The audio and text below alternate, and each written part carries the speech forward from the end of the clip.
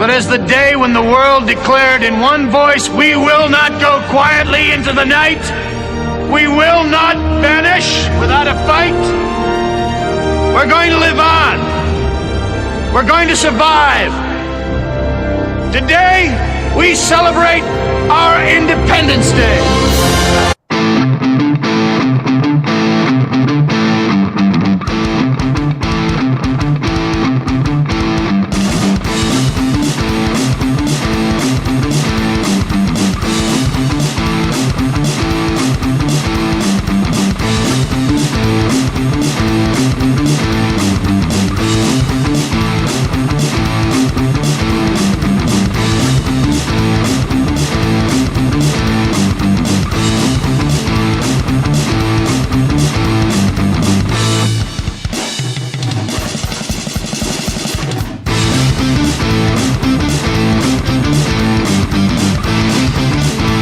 It's not true. It doesn't matter what's true. It matters the story they tell when you're gone. I keep on pushing down my gypsy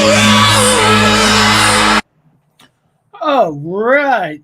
Not trying to. Oh, I almost forgot how to take that off. It's like some of those nights where there's like everything's happening, your mind's there, but it's like you forget things.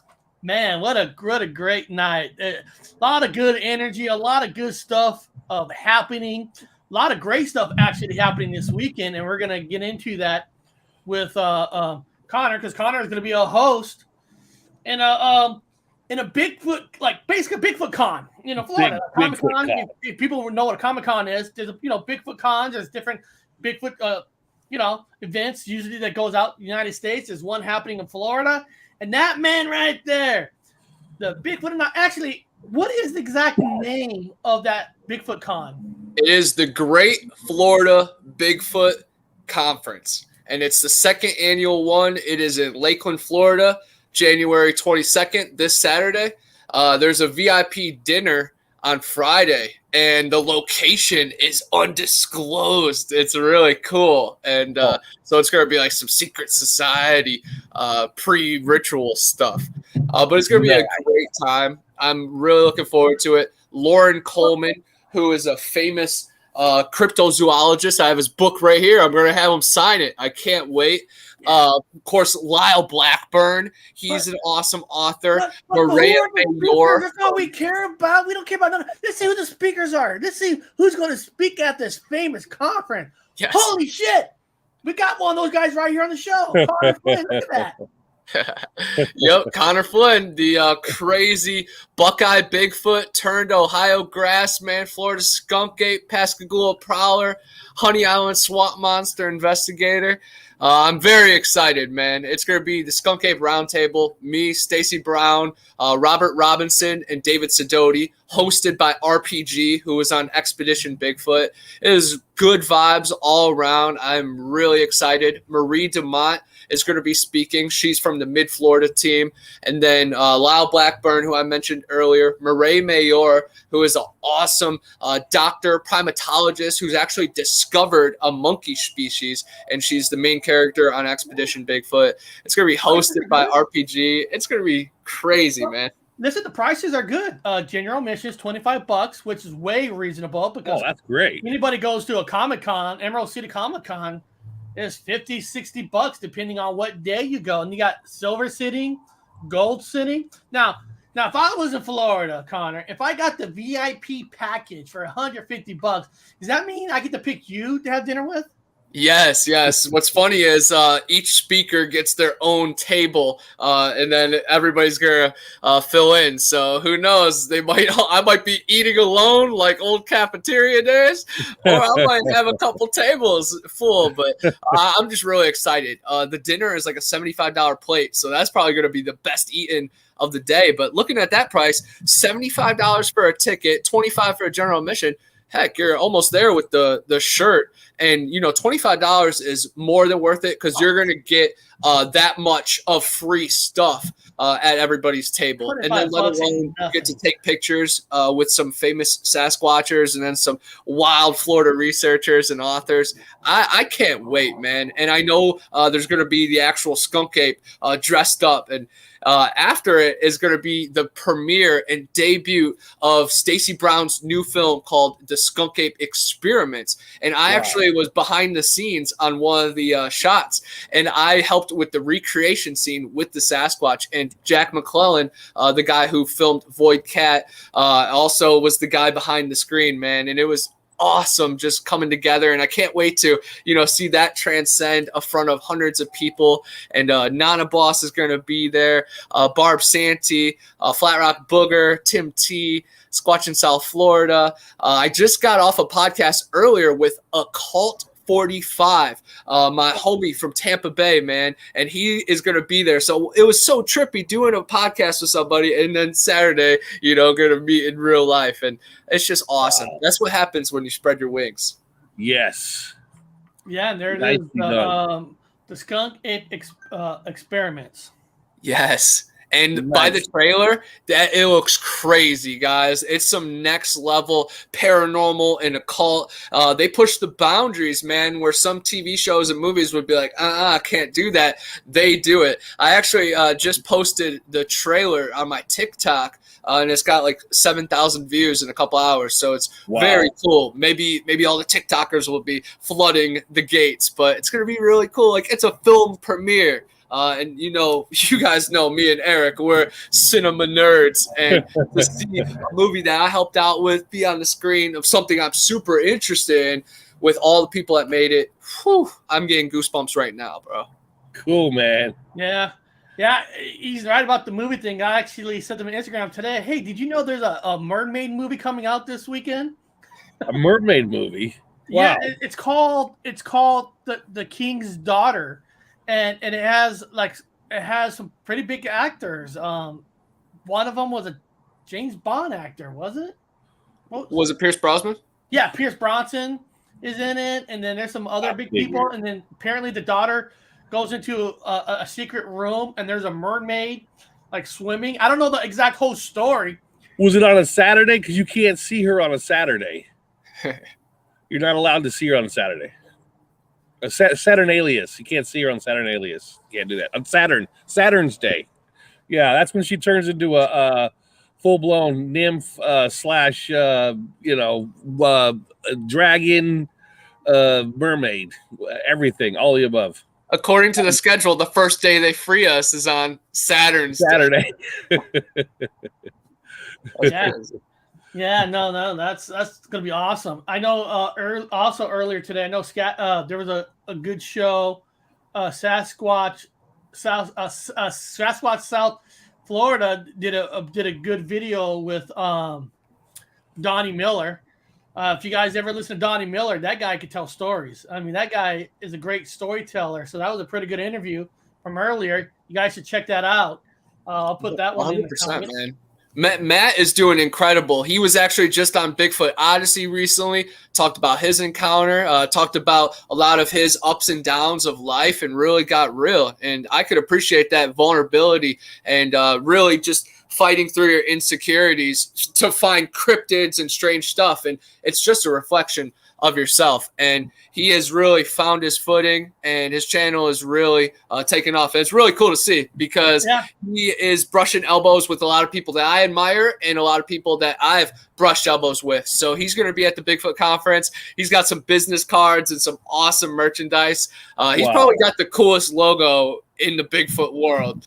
So I'm super excited for him. Him and Nana Boss were awesome to camp with in the Mayaca forest. And man, it's just so cool when your internet friends become your real life friends. And then you got holidays like these conferences to look forward to. It is so empowering and goosebumps, and it really shows you that you're on your path. And you guys work so hard with your craft. So I can't wait till more real life stuff happens. I know you guys are in the field and living it, but I want I want the real life viewers to get to meet Gypsy Road as well, and I can't wait till we cross paths in real life. Oh, that's gonna be that'd be awesome. Be trippy. We need a lot of you guys up here where we live. There's not a lot of cool people where we live. Yeah, you guys got some good cryptid investigators up there. Everybody has different tactics, but my buddy Tyler Kennedy, the guy that lives on Mount Hood, that I wanted you guys to link up with. Hope you guys get a chance to go out with him and also, learn about his ins and outs of the craft. But as Dr. Wu knows, the cannabinoids, the THC, that opens up your mind, but even just the aroma can bring back flashbacks of your instincts, guys. Stuff that's deeper than your memories. Well, it actually connects to both sides of your brain. It causes everything, your synapses to happen all over, as in you only have one side. Because you're concentrating on doing this, or you're holding this, requires this part of your brain, one little isolated part. But when you're on this, it runs the gamut all over your entire brain. That's why you could see things in 4 dimensions. You could see things. You could see boxes folding out and folding in the air. Like, oh, that makes sense. You can see the things that other people can't see. Yes. And especially in this place right now, we're in a peculiar, weird place. We're in a place where there's lots of omnipresent entities, as you know, and you got to be able to see them, as a scientist and sometimes as a spiritualist. So combine them both, man. And that reminds me, the people better be ready for the secret Pentagon army, because they better remember the last call and the first call. I'll see you Saturday. I'm going to be putting those out here pretty quick. Yeah. 9 hours is like 9 hours. I got to squeeze 9 hours. It's like, we're going to fight back Saturn here in 2 days. I'll be putting on the Pentagon Secret Army stuff here pretty quick so people can hear that. That's going to come out. If people in the chat really wants to know what the show's about, I know I wrote, if you could, would you use spirits and magic to fix a game? And of course the answer is, well, fuck yeah. Fucking everybody else cheats you. The government fucking cheats you. Everybody cheats you. I mean, I would too. But we're actually going to be talking about famous sporting bets, sporting cheating that's gone on, and some conspiracies of we know something went on. We'll tell you guys why. I got a couple of video footages that I'm going to show some people. Cool. And all that, so that'd be cool. But before we start, I gotta tell you, I had a fucking major personal Mandela effect on Friday. Even the wife did. I know this is simple. Oh, cool. A lot of people, call bullshit on a lot of stuff. Whatever. And it still scratches my head and it scratches my wife's head. All right. Friday we bought movie tickets to see Scream on Friday, and we bought it for 7:30. I mean, I'm not sorry. We bought it for 7:10. Okay, 7:10 showing, and throughout on that Friday morning, my daughter just goes, "What time we're going to the movie?" So I checked my phone. 7:10, and I even bought I don't know if you can see. I even bought food for it. I don't know if you can't see it, but there's a date. There's a food for the food to be picked up at 7:05. Oh God, yeah, you pre-ordered everything. I pre-ordered the food at 7:05. 5 minutes before the movie starts. Okay, so we pull up. We're walking towards the theater, and you pull up your phone. Your ticket's on the phone. We pull up our phone. No tickets on our phones. There was nothing there, nothing. And I'm like, what the fuck? I mean, and we checked it earlier because my daughter wanted to know what time the movie starts. 7:10. Well, first of all, there is no 7:10 showing. Huh. There's only a 7 o'clock showing. And I mean, there's one at 7:30, but there's like 7 o'clock showing. So I was like, where the fuck did the ticket go? And there's like, I couldn't find the email, and it was there because I checked fucking earlier. So. And my wife goes, yeah, I remember seeing the email that, 7:10, but there was nothing blank. There wasn't even a showing at 7:10. So there was a 7:30 showing. Luckily, there were seats. We bought the 7:30. but we're there at 7:05. We picked up the popcorn early. You don't pick up the popcorn that early, because you have done. Yeah, By the time and I know people are like, well, Eric, you probably didn't hit order. You can say that, but we checked it before my daughter went to school because she's a Scream fan. She's a real hardcore Scream fan. Yeah, and it was just weird. Not just the tickets were not there. I can say okay, fucked up, but the time slot wasn't showing no more. Wasn't there? Yeah, it's been on a spin, man. It's Eric. It has. People ask me, have we shifted? I don't use that word. I say that the Rubik's Cube is being reshuffled, and it's continuously being reshuffled. I'm hitting anomalies like crazy. I'm like, it's like, what the fuck is? Well, and the thing is, Bob, my wife even says, I saw the email too. Yeah, she saw it too, and I believe your wife. His wife is a skeptic, and when I say skeptic, you guys don't know skeptic. Hardcore. There is no this. I mean, we need a smoking gun evidence to support something. So if his wife has to scratch her head and say there's something wrong, I saw it. I believe her, 100%. It was just strange. I was scratching my head because I fucking saw it. I know it's a personal one. A lot of people might call it bullshit, but whatever.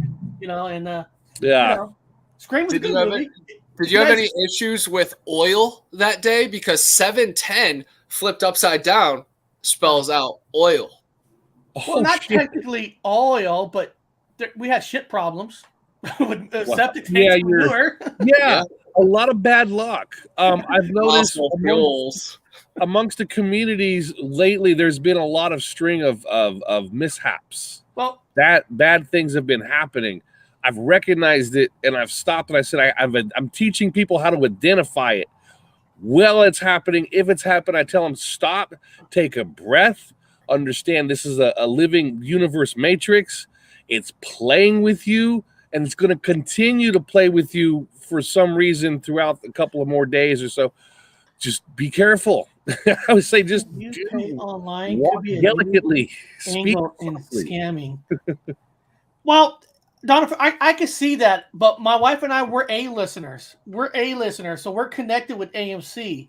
We pay the monthly thing because we go a lot of movies, so we go directly to the same site. We don't use any other site. We use directly AMC. So there is no third party, no second party. We always go to the movies almost every Friday night. We go to the movies. That's just, we get out of the house. That's our thing.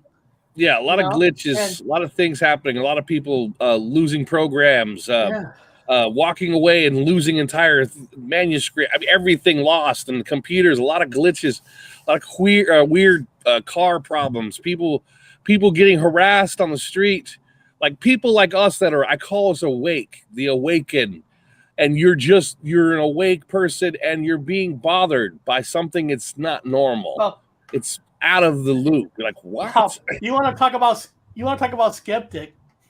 Yeah. Oliver, out of nowhere, he was showing me some videos on YouTube about the Bible. He goes, "This is the problem with the Bible." And we were. Oh no. He was talking about like Modelo's. He goes, everybody thinks that all these stories are one way, but people don't understand. And he was explaining nothing about Modelo or anything. He was just saying. He goes, look at this video. The original Bible has been rewritten over thousands of times. Yeah. And he was just like, and people not realizing that in every religion group is rewriting it to fit their church. So he was saying good thing. And I'm like, I'm proud of you. That's, you know, because when you hear about changes of stuff in the Bible, you do got to realize that a Bible has been rewritten thousands of times. Now, I don't know where he got on a Bible kick about studying when the Bible was written and how many people, like, where did you come up to want to know how many people rewritten the Bible? But apparently an average Bible has been rewritten 1,000 times. Yeah. Well, when I bring my stuff up is it's some stuff I got from the university that we've talked about with other peers that we know 100% to be there, like anything from any book, we know that this line is there, it was there, we know it 100% within a group, but not an individual, but a group of people that 100% wholeheartedly agree that this line was there. then to see it differently, you had to ask yourself what happened, not in the public's book, but your own. Like your own that you use for an educational, whatever, if you're religious or whatever you're just teaching yourself, your book, your 100, it has to be yours. And you have to know your product. Oh man, this changed in mine outside of everybody else's. So I always tell people, remind you, use your own. Don't trust, because when you go to that hotel room and everyone's screaming Mandela effect in that Bible, and you open up that drawer to double check to see if they're correct, well, you're getting a Gideon's Bible. Gideon's, I guess it's called Gideon's Bible. They're in the hotels, and they've got their own translation, their own different sentences completely. So a lot of people understand you got to find the one that people were talking about and make sure, like, for example, the King James Version, there is the new, then there's the old. You got to remember that too. Are you talking about the new version because it's different than the old version? Yeah. And then it depends on what room you got put in. There's so much programming it goes deep into, but sometimes it can save your life. And I think the glitch saved Eric, because if you watch Scream 2, Jada Pinkett Smith and Omar Epps, what happens to them? At the premiere of Stab, they get stabbed and murked. Well, at the premiere of this one, in that reality, I think Eric was going to get murked. But it got altered. Oil, 710, take a dab. Boom. Yeah. He misses it. He had a great time at the premiere. Yeah. That's how I see it too. I'm not going to tell anybody. I'm not going to spoil the movie, but did you watch Scream yet? Yeah, I was at the premiere too, man. I was looking over my shoulder. I went alone. I was like ready. Only thing I'm going to say is I'm not going to spoil anything for anybody. Out of all the Screams, I put this one as the second best with the first one. I thought it was better than 2, 3, 4, 5. But let me say this. But Bob, there's some things that they go a little bit too fucking far. And the only thing I mean is this is not spoiling. Holy shit! There's like a lady got stabbed like 5, 7 times, and she's still able, like, she's in a hospital, but she still could talk. And there's like people getting stabbed, the size twisted, and they're still walking around outside. If you miss the organs, now they extreme the blood in it, so there's a lot more extreme blood. But I'm just like, holy shit!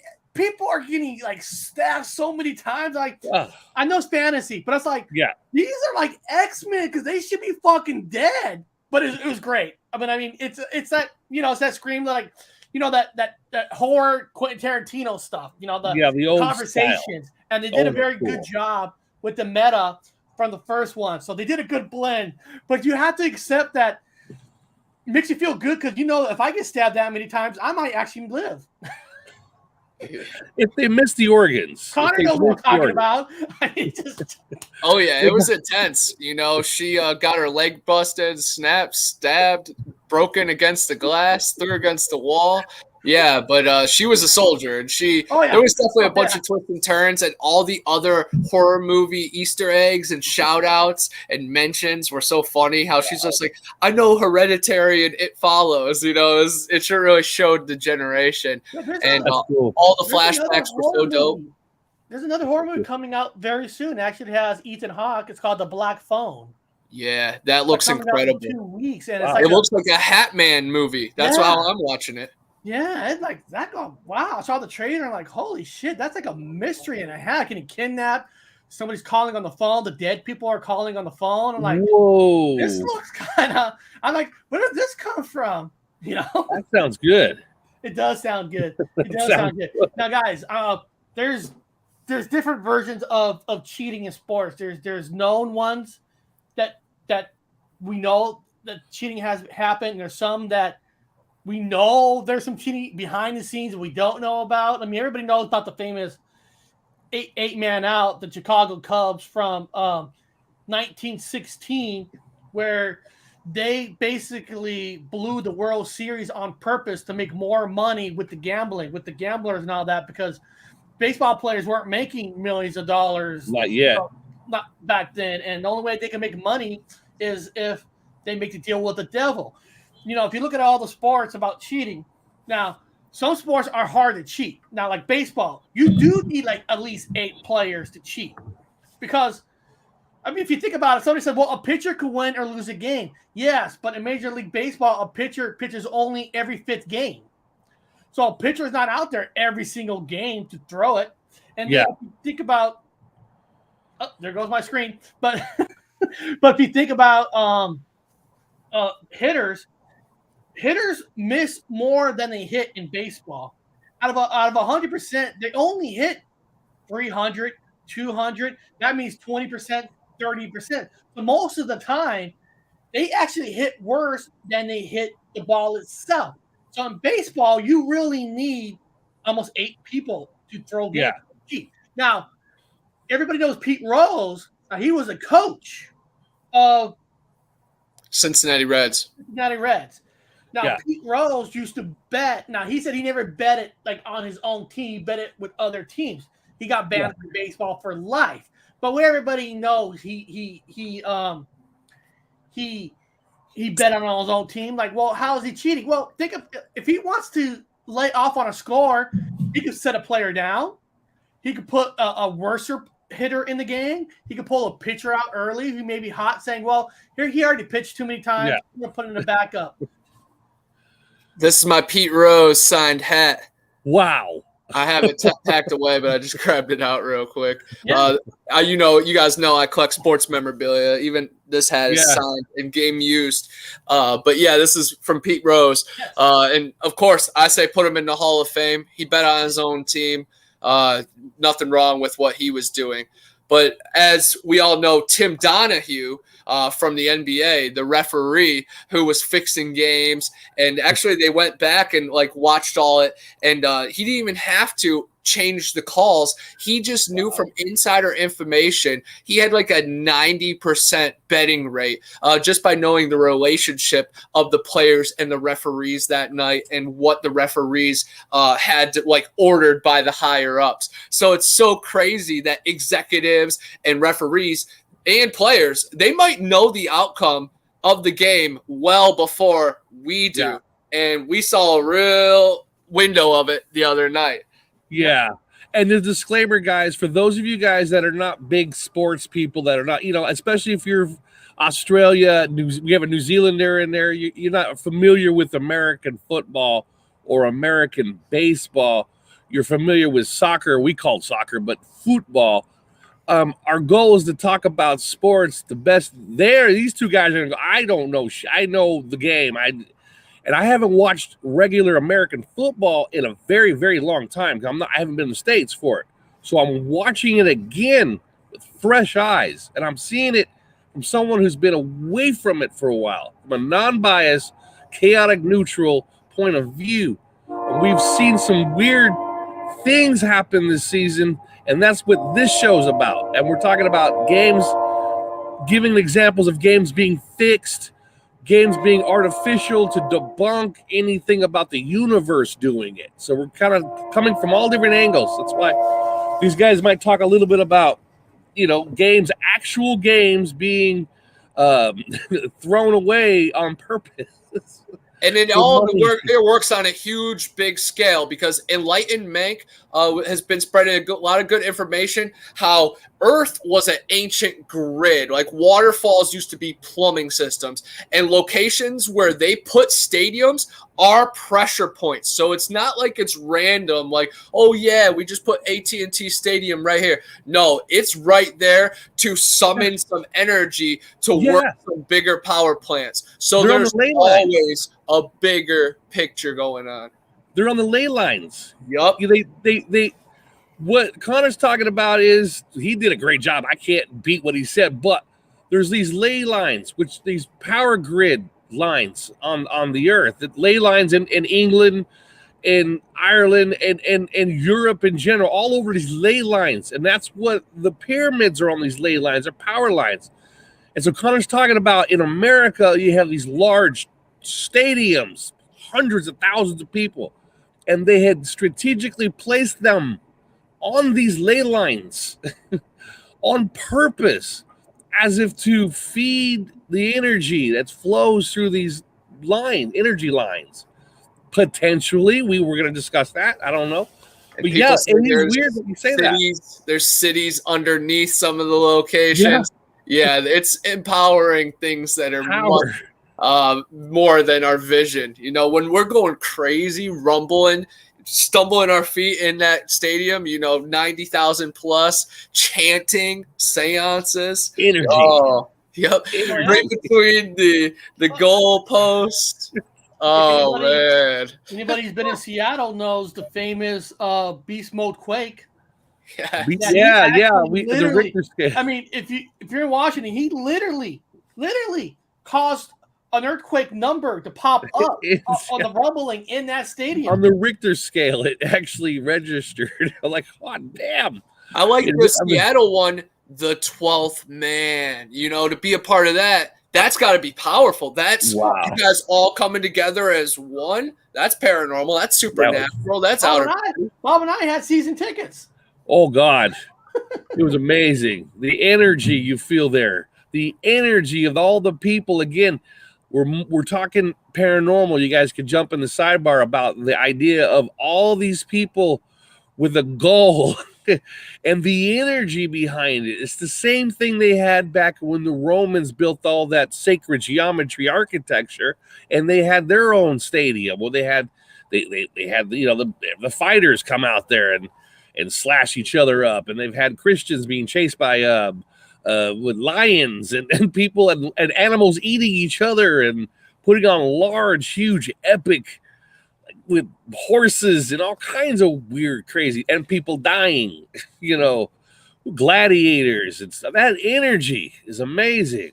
You've seen the new stadiums now, how they have the virtual reality. They'll have giant freaking falcons and ravens and terrapins coming out of the seats. It's amazing. Man, that is some next level stuff. In Seattle has a lot of history just with the Mariners and Magic coming back from seasons. And what it does for a city is important too. It gives jobs. It gives pride. And then when things are going right, man, business is booming, just everything, the vibes are there. But it comes at a cost. It always does. There's natural disasters after championships and then droughts. It's very interesting. It is interesting. People are happy around that time. Unless you live in Seattle, damages doesn't happen. After they won the Super Bowl, when there were 100,000 people in downtown, all the roads were covered with people. Even when it was a red light, nobody crossed the street until it was a green light. And it's like only in Seattle where people follow the rules. Yeah, they're kind like that. They follow the rules, which is good. Strange. But here, I'm going to share the screen, guys. I want to show you what the most recent. I'm not going to say cheating, but hold on. Let me find it. I'm going to try to explain this best I can. Me and Connor try to explain this best I can. There was a Raiders game to go into the playoff, okay? Let me tell you guys the scenario of this field goal so people kind of understand. So basically, Raiders had the ball, okay? So technically, if the Raiders, there's like a few seconds left. If they didn't want to kick the field goal, they could have just downed the ball and they automatically go in the playoffs with the Chargers. Chargers go in the playoffs too. The team they're playing the Chargers. Now, by going for a field goal, if they make it, they still go into the playoffs, but instead the Chargers go home and the Pittsburgh Steelers go into the playoff. Now, let's see. I'm going to try to let's see here. And they were in overtime. Let me stress this. They were in overtime. Yes. And there's no after one overtime, unless it's playoffs, a game can end in a tie. Yeah. Yep. Yeah, and a few seconds. Just for the quick picture, the Raiders and the Chargers were playing each other, and it was crazy stipulations that if a bunch of teams won and lost, that if they tied, the Pittsburgh Steelers would not get in. But they went into overtime. So just for that chance, because we were all like, oh, if they tie, the Steelers wouldn't get in. It would be very interesting. And then they actually go into overtime. So we're like, oh my God, and the talk on Twitter, the whole world was buzzing about it. They were waiting for it. Then there was about 2 minutes left, and they were just running the clock out. running the clock out, running the clock out. And then it looked like they were just trying to tie. And then came a random timeout from the Chargers, and they changed the personnel. And then the very next play, they give up a bunch of yards, and then the Raiders get close enough to kick that game-winning field goal. The whole thing is who called them to call timeout? And they were going back to the Vegas books, and Vegas was going to lose millions, probably billions, if it actually tied. So I'm guessing it was the Vegas books and all the strings that are involved. But Eric has a very interesting theory about the most famous football franchise, BF Buds, Pittsburgh Steelers, now, the playoff hopefuls. This is just my theory. It's just a theory. Now, if you're the NFL, it's all about the money. It's all about the ratings. It's all about the money. Now, I'm not saying the NFL, Roger Goodell is gonna make teams, lose or win on purpose. But in this situation, if you're the NFL, if you're Roger Goodell, seriously, who would you rather have in the playoffs for ratings and money? Would you want the Los Angeles Chargers, who just moved from San Diego, who the San Diego fans hate? LA don't give a shit about the Chargers. They care more about the Rams than these are the Chargers. So the ratings for the Chargers, whoever they play, is not going to be super great. Now, you get Pittsburgh in there with Ben Roethlisberger. Ben is like this supposed to be his last NFL run. For ratings is money. You're talking millions and millions and millions of dollars. Billions. You will get more ratings with the Pittsburgh Steelers than you would with the Chargers. So my theory is it was the NFL, because remember, every headphones, every helmet actually has microphones where coaches can speak to the players and all that. Yeah. And who knows who's talking to the coaches on the side and all that. Or Rodgers probably went to the Raiders owner and says, hey, we need the Steelers to get in. Let's go for that field goal. And all the Raiders have to say is what they did say. We're here to win.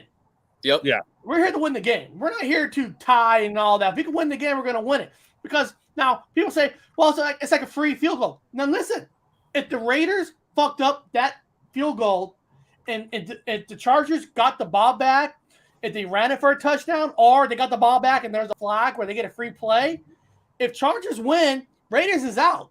Yep. So they're taking more of a chance to not get in by actually going for that field goal than just going to the ground. Yeah, they could have just kneeled it for 100%. Yeah, they could have kneeled it for 100%. Kicking this, probably 90%. They could have botched it. These are some goofballs as holders, of course, But yeah, it was very interesting to witness, because I was like rooting for the tie, but I was also rooting for Big Ben. So I was torn. I was like, they called timeout? Where? Why did they call timeout? And it was like the biggest fail ever if it's the Chargers, because the Raiders were content with tying. It 100% looked like they were ready to just tie, and then they randomly call a timeout, the Chargers, put in some new bozos. The very next play, they gain a bunch of yards and then kick the game-winning kick. It was very, very weird. Very strange. And guys, and this is nothing new with the Pittsburgh Steelers. I'm going to show you guys another thing here. I'm going to share this screen. And you could see the horns right there on the screen. Yeah, and I love this picture real quick on this poker table. Can this be any better? Like, I have goosebumps because it's so real. Bob, you're right there in front. Eric's over there. Like, that's perfect. And, I don't know if anybody saw little Easter eggs. I put 2 gold currency on that table. One's from Battlestar Galactica, and the other gold currency from Star Wars. Just in case, if anybody saw some gold squares in the front of the table, that's from Battlestar, and one's from Star Wars. I just thought I'd throw in a little Easter egg. I was wondering if anybody was gonna try to guess that, because what is those gold coins doing on a poker table? There's no gold coins on a poker table. In space, there is. Outer space dimensions. So that's just a little Easter egg, if anybody know. Now, there's in December 23rd, 1972, Pittsburgh had one play left to win a playoff game. One play left. And I'm going to show you guys this. And let's just check this out. If you've never seen this, it's called the Immaculate Reception, original broadcast, best quality. Here we go. They're saying it inspired the Immaculate Conception. Here we go. Watch this. Ricochet. Okay. You didn't catch it. Ricochet. Oh. Watch. Off of Jack Out of Tatum nowhere, into the man of the year. somebody Franco has the Harris' ball hands. for Franco Pittsburgh Harris. and ran it for a touchdown. Now, why? Let me see. Is there a slow motion here? Here's a miracle. Hold on. Let's see if you see there's a better angle here. Watch Give us a this one second. now. Bradshaw's lucky He to gets even get rid out. of the Bradshaw ball. gets out. He shoots it out. Jack Tatum deflects it right Okay. into the hands of Harris. Right And there, he's- you can't really see it very well, but the claims is that when he got the ball actually hit the. Jack Tatum deflects. I know you can't really tell, but 23. A lot of cases, Yep. people are saying that the ball actually hit the grass, and because they didn't have 4K cameras, they didn't have HD camera, there weren't so many, they couldn't tell if the ball hit the ground, so they automatically called it a catch and a touchdown, and there weren't instant replays. But there's been stories that some of the refs have said the ball did hit the ground. Now, you can take this with a grain of salt, and the NFL is not going to question it because they want the player to win. That's what that game, the Raiders game, reminded me of. And look what teams are right there. The Raiders and the Steelers, the two teams involved. And you can only count on the Gypsy Road to connect the dots. So that's honestly some important stuff. Yeah. I feel like ESPN or Fox Sports News should hit us up. Sports science, come on right now. Connecting the Mandela effect and pretty much all these crazy rewrites of history in sports. Because I remembered Franco Harris being 44, but now I see 32. I'm like, maybe that was him. Yeah. And there's actually been stories that they cleaned up the video a little bit more and they kind of moved the ground a little bit deeper, trying to make it harder to say hit the ground. Now, I'm not saying it did or not, but at the time, Pittsburgh with God, what the fuck is that quarterback's name? That awesome quarterback. Terry Bradshaw. Terry Bradshaw at the moment was more popular than the Raiders at that time, just because Terry Bradshaw, they won 4 Super Bowls. And first of all, I love Terry Bradshaw. Yeah. Because when they're making fun of Terry Bradshaw calling him an idiot, he's like, well, I don't care if you call me idiot or not. You can say I read books or not, but I know how to throw that fucking ball. Yeah. All the way to the bank. He admitted saying, yeah, I'm not the brightest guy in the world, but I can throw that ball. He broke his neck in a game when a Browns player slammed him, and then he ended up coming back from that. So props to Terry Bradshaw. He kind of off his rocker now, like all those chumps, Michael Strahan going to space. Yeah. Right. Wow. Now, can a football team throw a whole game? Now that's kind of fucking hard because you got 11 players on one side, 11 players on the other side. It's hard to get involved, but if the situation is right, can a referee change a game if they wanted to? So I'm going to share you guys a famous one that happened 3 years ago, the New Orleans Saints. How many years ago was that one? 3 or 4. 3 or 4. This was in the playoff against the Rams, and of course, Rams is a team that's in LA now. That where the Chargers kind of play in their home. That's why I'm saying the NFL don't want the fucking Chargers in there because the Rams got all the popularity. They'd rather have Pittsburgh. But beyond this, now it was a playoff game. Now, the Saints lost because, if I remember right, they lost the ball on downs because it was like 4th down. But watch what happens here. This is a no-call play, guys. It's a no-call. Watch. To each other. Crowd's going crazy as there's no. And the ball was thrown. Let me slow motion. Now, we all know how passing interference is. Yeah. A DB has to give you a chance to catch it. The DB has an opportunity to catch it himself, but the DB cannot interact with the receiver of catching it before the ball gets even in both their hands. Yeah. So let me slow this down. let me slow this down, and I want you guys to see this in slow motion. Now, if you're a referee, I mean, look, right in front of the receiver, you have a referee right there. You can see a referee behind them. There's 4 or 5 referees on the field. Now watch this. Talk to each other. And the referee, look at him, he's staring. How do you not call that passing interference? No flag right on the Saints side. Blatantly. And you guys know, I'm a referee myself. Oh shit, you I are. refereed Devin Hester, Patrick Creighton, a bunch of professional women. I say it's pass interference. Who dat? God. But yeah, I honestly remember I was listening to that on the radio after a national championship for flag football, which is really trippy because that's how I moved to Florida. I referee flag football, and every January was national championships. And it was down in Florida, in Orlando, Kissimmee, Lakeland, Tampa. So that's how I kind of shaped my move. And I was refereeing down here in Lakeland. And it's just really crazy how then I've only been back to Ohio once since. And now I umpire baseball and everything. But yeah, refereeing definitely, you get scorned by the public. And then you have to pass these stupid tests with a high rating and barely get paid. And they try to tax you when you're at the snack booth. They're like, "Can I get a water?" They're like $3. I'm like, I'm dehydrated. I have to wear padding in the 95-degree heat. Come on. But let me tell you the connections that I feel why the NFL want the Rams to win instead of New Orleans. I'll give a shot. Okay. Now, the New Orleans Saints has actually already won a Super Bowl a few years back when they had that Katrina, when the ocean fucked up the whole city. Yep. It was kind of like they won a Super Bowl for the city. So the magic for the Saints was basically over. I remember that game.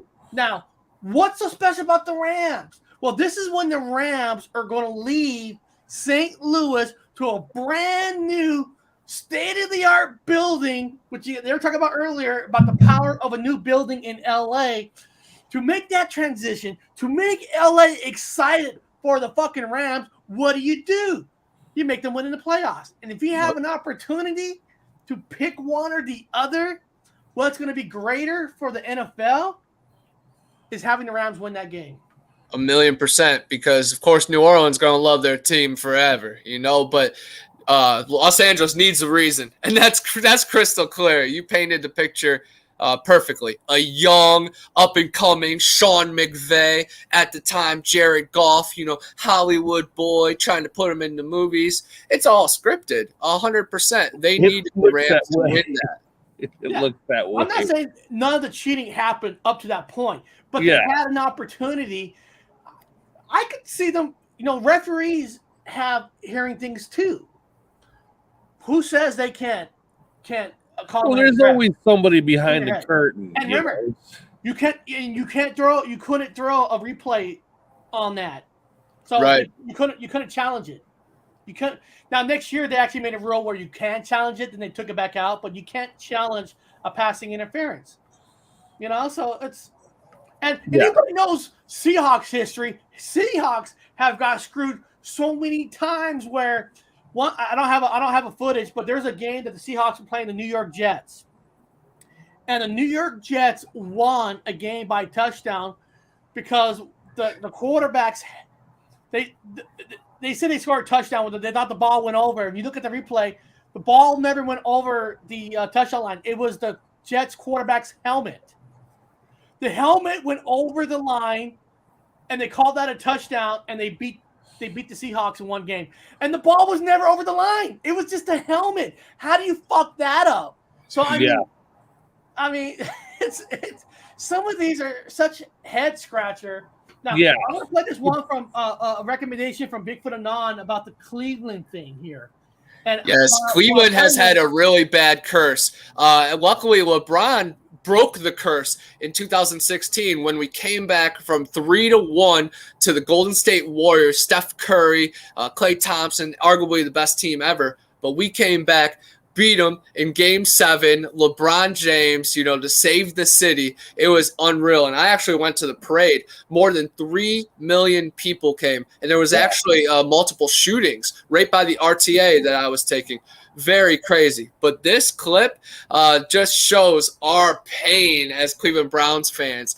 It's called Bottlegate, and this clip is the reason why all the alcohol is served in plastic at all the stadiums. Wow. Yeah. Okay. And this is called Cleveland Browns Bottlegate.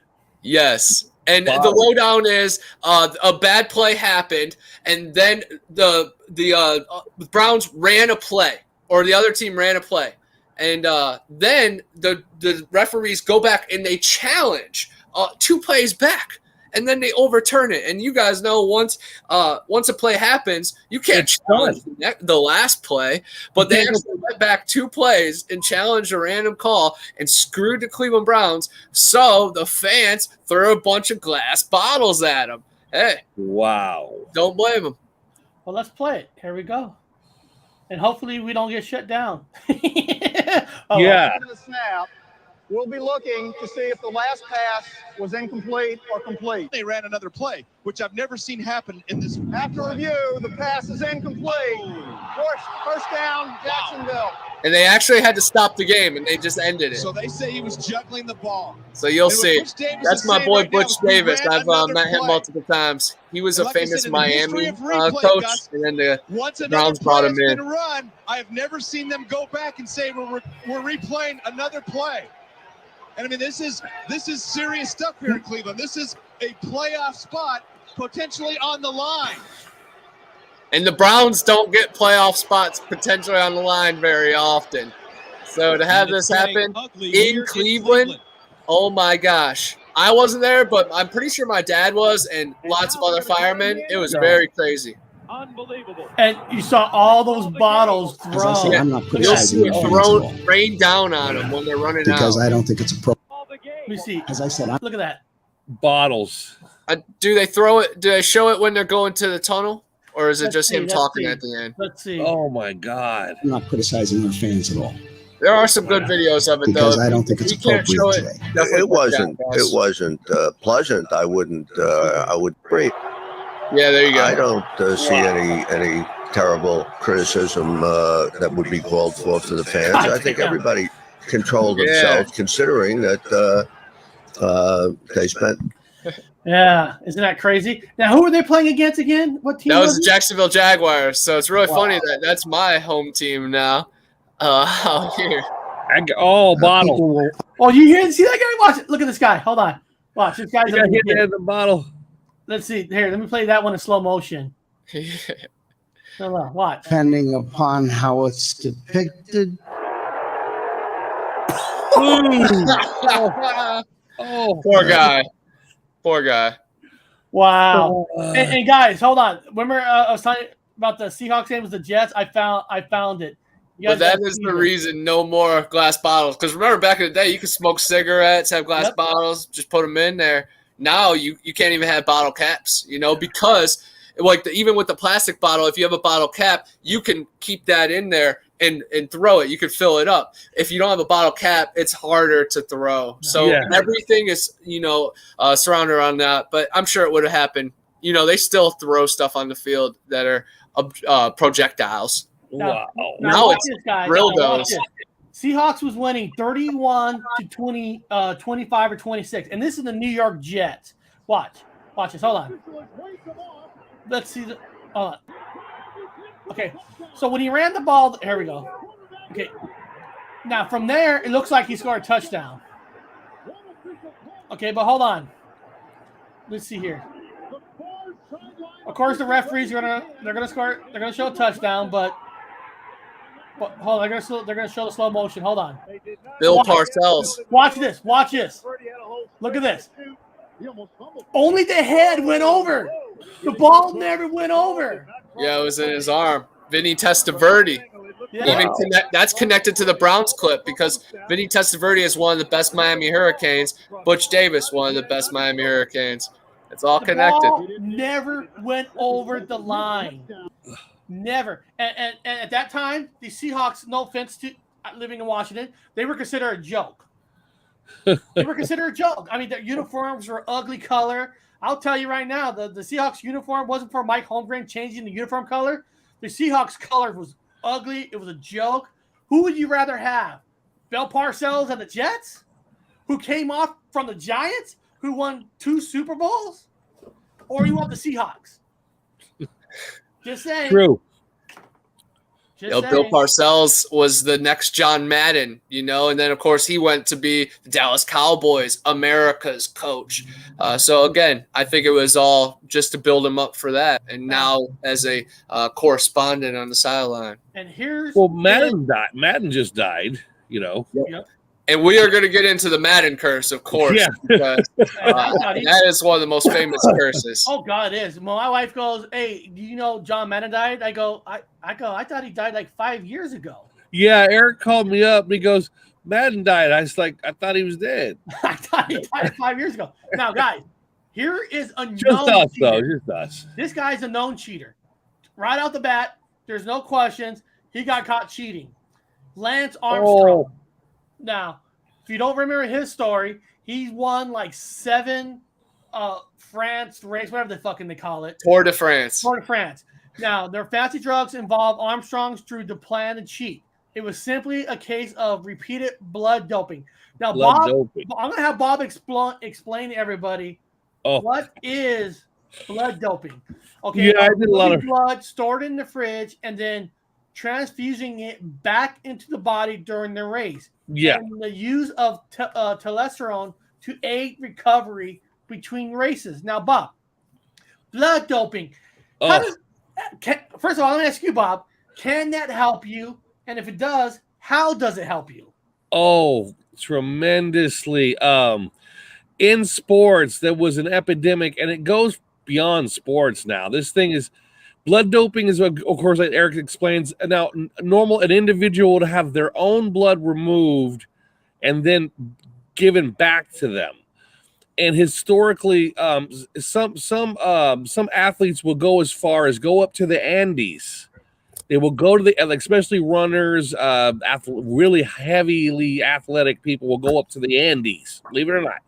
And they will go up with that thinner oxygen, and they will work out, and then develop themselves up in that low oxygen air. But also they would give blood, and they would blood dope themselves with it. It's kind of hard to explain. When they get back down, their bodies are twice as strong. They got more oxygen. They can do more things, and plus their bodies developed a certain way of metabolizing. And so anyway, they would remove their own blood and then put it back into their body the day of the big game or the big event that was going to happen. Well, he was doing this in the middle of the race. He was getting injections of. Now, the thing is, they say, and I'm using this word, they say it's their own blood. They get their own blood put back. That's how they try to soften the cookie for blood doping.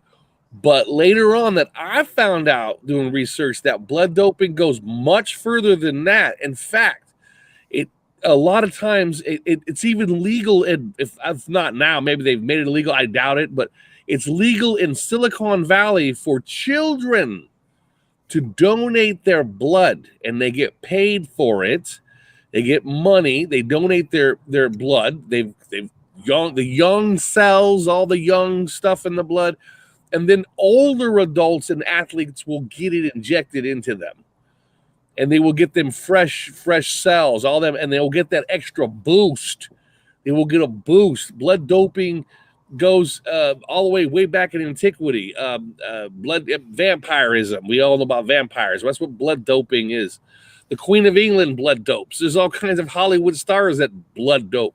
There's I can't remember. She got a big old booty, and she just divorced Kanye. I can't remember her name. The Kardashians. They advocate blood, their own blood put on their faces, blood facials for oxygen. They're doing blood this, blood that, and then of course people. I don't want to go into the whole adrenochrome theories. That's even kind of cool. The Shining and Dr. Sleep. That's all you gotta say. Right yeah. They've got their own. They'll make something like we use cats for example. Cats will do that. A cat will capture a mouse, or a large lion will capture something, and its heart is pumping, whatever, before it makes the kill. It plays with the animal first, which is horrific, but that's what nature is. The cat will play with their. It sounds a lot like it's based on the vampires. If you think like about vampires, it, vampire. What does a vampire feed on? Fresh, living blood. It gives them energy, gives them power. It helps them heal. Yeah, and blood doping isn't quite illegal. It's frowned on and then made illegal-ish for some sports. Now, there's even people who think that Tom Brady is in the back room with a little bit of his own blood in him. Now, to add to that, Rh negative O blood is a universal donor blood. So if you have, say, an athletic 16-year-old with O negative blood donating blood to, say, a quarterback or whatever, they could take that blood in, and it is like, man, it's like spinach to Popeye.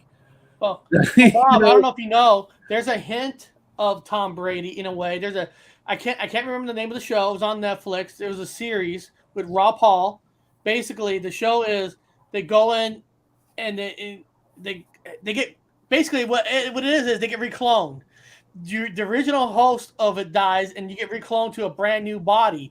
And in the first episode or the second one, he goes to this place.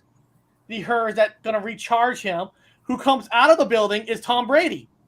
It's technically not Tom Brady, the original. It's the clone Tom Brady that has a fresh body, fresh blood to be able to be Tom Brady. I'm not saying classic. It's like a classic hint. Like, see, he gets blood dope. He gets fresh blood. Yeah, everything. they blood dope. And the fucking oldest guy that can still kick ass playing. How is that possible? There still is an underlying investigation that's saying, like, say, how is it that a quarterback at the beginning of the before the first half is just crappy, second half he comes out and starts kicking ass. Now, the coach must have gave him a really good speech. They've been in the business for a long time. Coaches don't mean shit to them when they we got to go out and do it. Nah, they've heard it 1,000 times. It's weird sometimes. They used to think they come out, they would give themselves a painkiller or something, but now they're starting to look at, hey, are these guys, are they blood doping? No, they're getting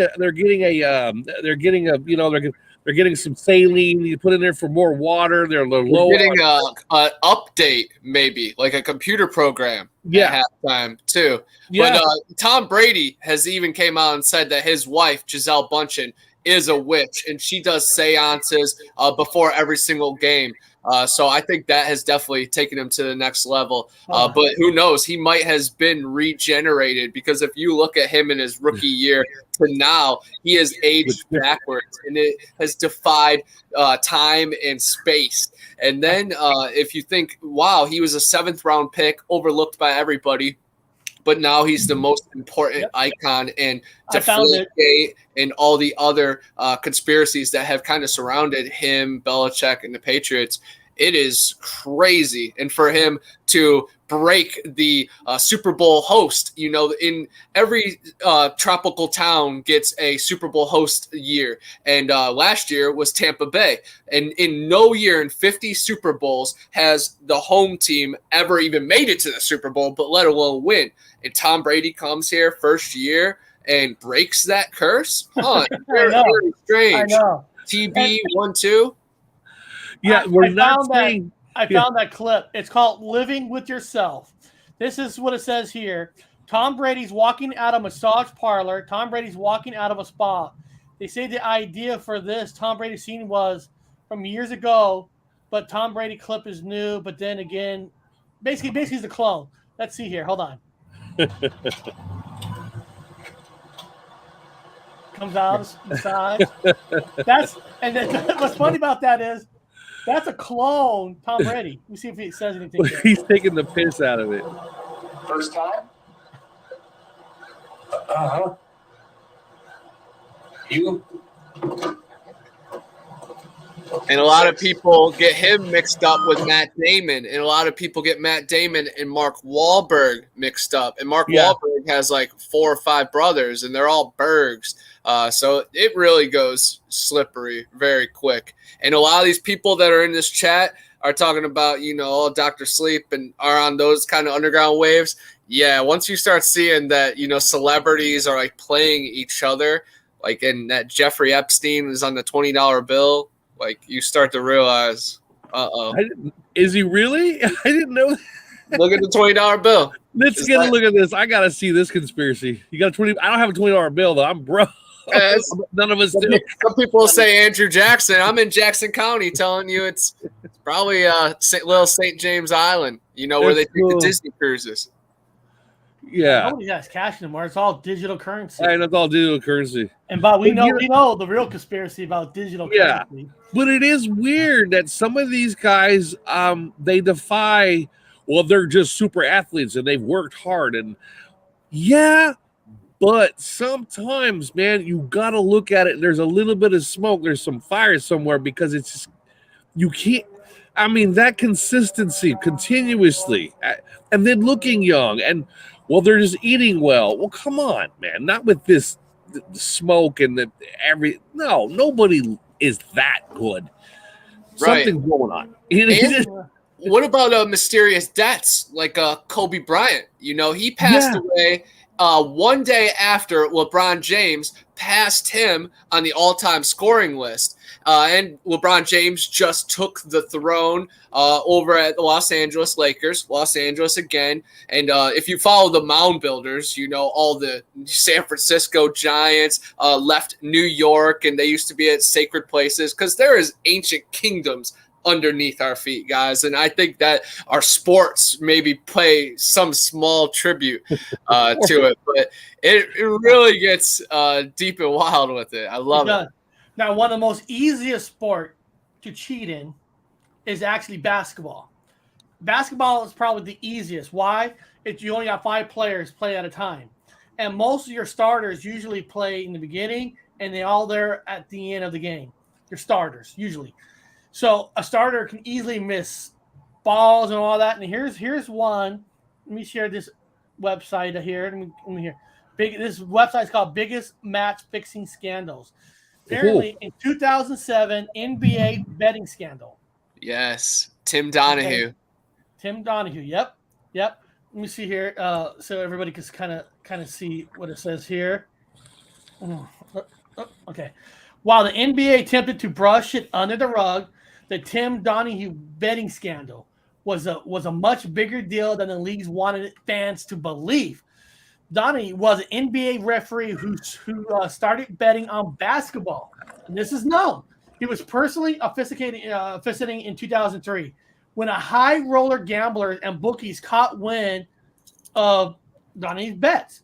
They started making wagers of their own before creating a larger criminal conspiracy in 2006. Oh, wow. Millions of dollars changed hands as Donahue called fouls at critical junctions of games to swing the betting line one way or another. The scandal came crashing down when the mafia in New York got involved and the FBI was tipped off to the betting scheme. In the end, Donahue was convicted of conspiracy to commit wire fraud and conspiracy to transmit gambling information.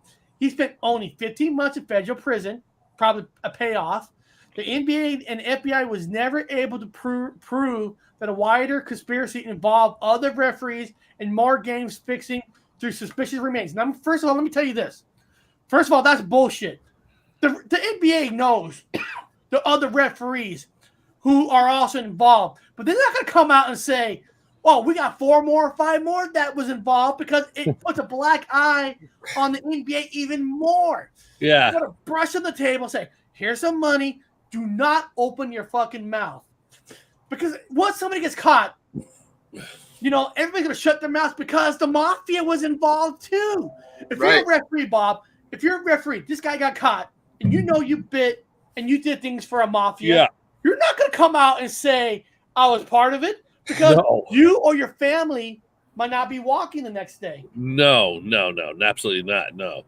It's like all those baseball players with those enhancing, what they call that, something enhancing drugs they were all taking, kind of like a steroid. PEDs, yeah. Performance enhancing drugs. Performance enhancing drugs. There was a lot of them in baseball, and I remember they had a couple, I guess, scapegoats or whatever goats they put out there to get busted for it when they all were doing it. Mm-hmm. They were all doing it. And that article, kind of made a drama about like Tim Donahue was changing the calls. A lot of reviews actually went back and they saw that he officiated like honestly, even when it went against him.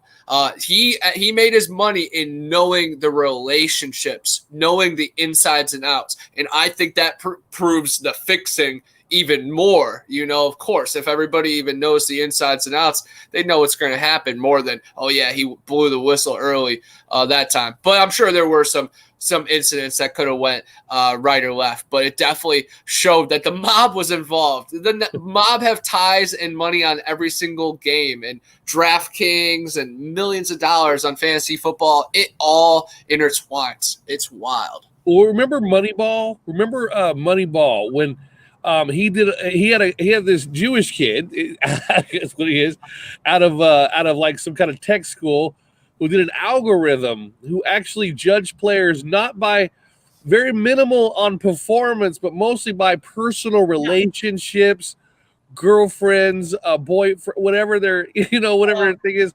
Brad Pitt. He was the GM manager for Oakland A's. Yeah. And he hired the guy. I think he hired the worker. Was he on the Cleveland team? Yeah, we actually hired him recently, and we really cracked the code. But I think the algorithm changed, and his thing didn't update all the way. But when they cracked the code back in the baseball season, and then they won a bunch of games and broke records. 37 games in a row, I think it was, or something like that. I can't remember weird. The record. He had just done it right. And like every player was analyzed from old injuries to personal relationships to what they eat to drink, everything. He picked players like there would be pitchers that throw the ball not the correct way. They throw a ball like this. So nobody wants those players, but those players can strike people out.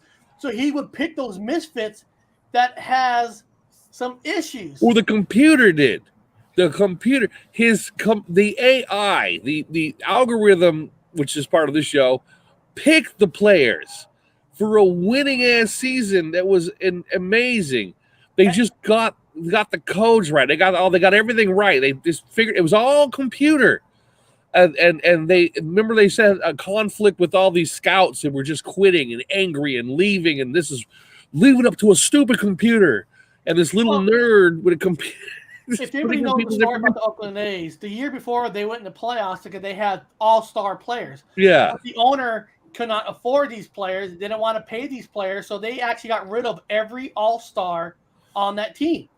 Yeah. So they had a team of just AAA players, basically. Yeah. So they didn't have the all-stars, Jose Canseco. I can't remember all the players that was on there.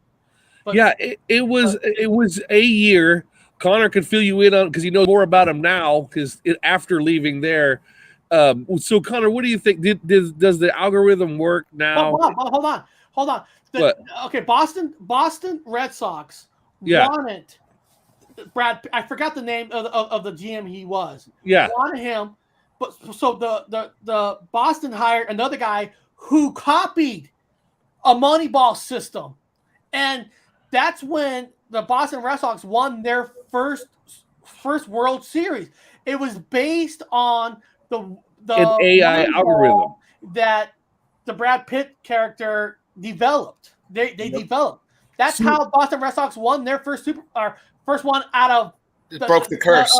The curse. They broke And while we're talking about that, that's the great Bambino curse. You know, the Boston Red Sox had Babe Ruth, the most famous, greatest baseball player ever. And they traded him to New York Yankees for basically nothing at the end of it. It was a player to be named later, and they forgot about the player, and they lost the mail.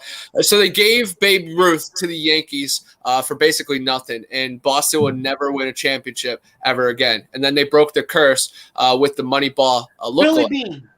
Billy Bean, yep. Billy Bean. And what's wild is now in current baseball is all algorithm because they know where the players hit the most. So the left field and shortstop and where everybody matters, you know, where we used to play in Little League, it's not like that in baseball anymore. Now they just set everybody to the right side of the field if that guy's going to hit right there, and they'll dare you to hit it where you usually don't. So now it's just AI in the defense. It's kind of crazy to see how it's changed with numbers and computers. Isn't that crazy? So, Bob, the Russian president wants to know what you're doing this weekend. I don't know. Are you doing something for the Russians this weekend? Well, I've been surrounded by people that actually have the corona. I myself have not gotten any shots. Everybody I know that's sick right now all have the shots.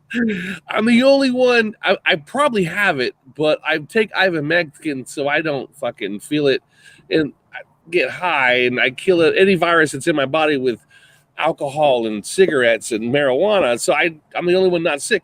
So anyway, I'm surrounded by people with with it.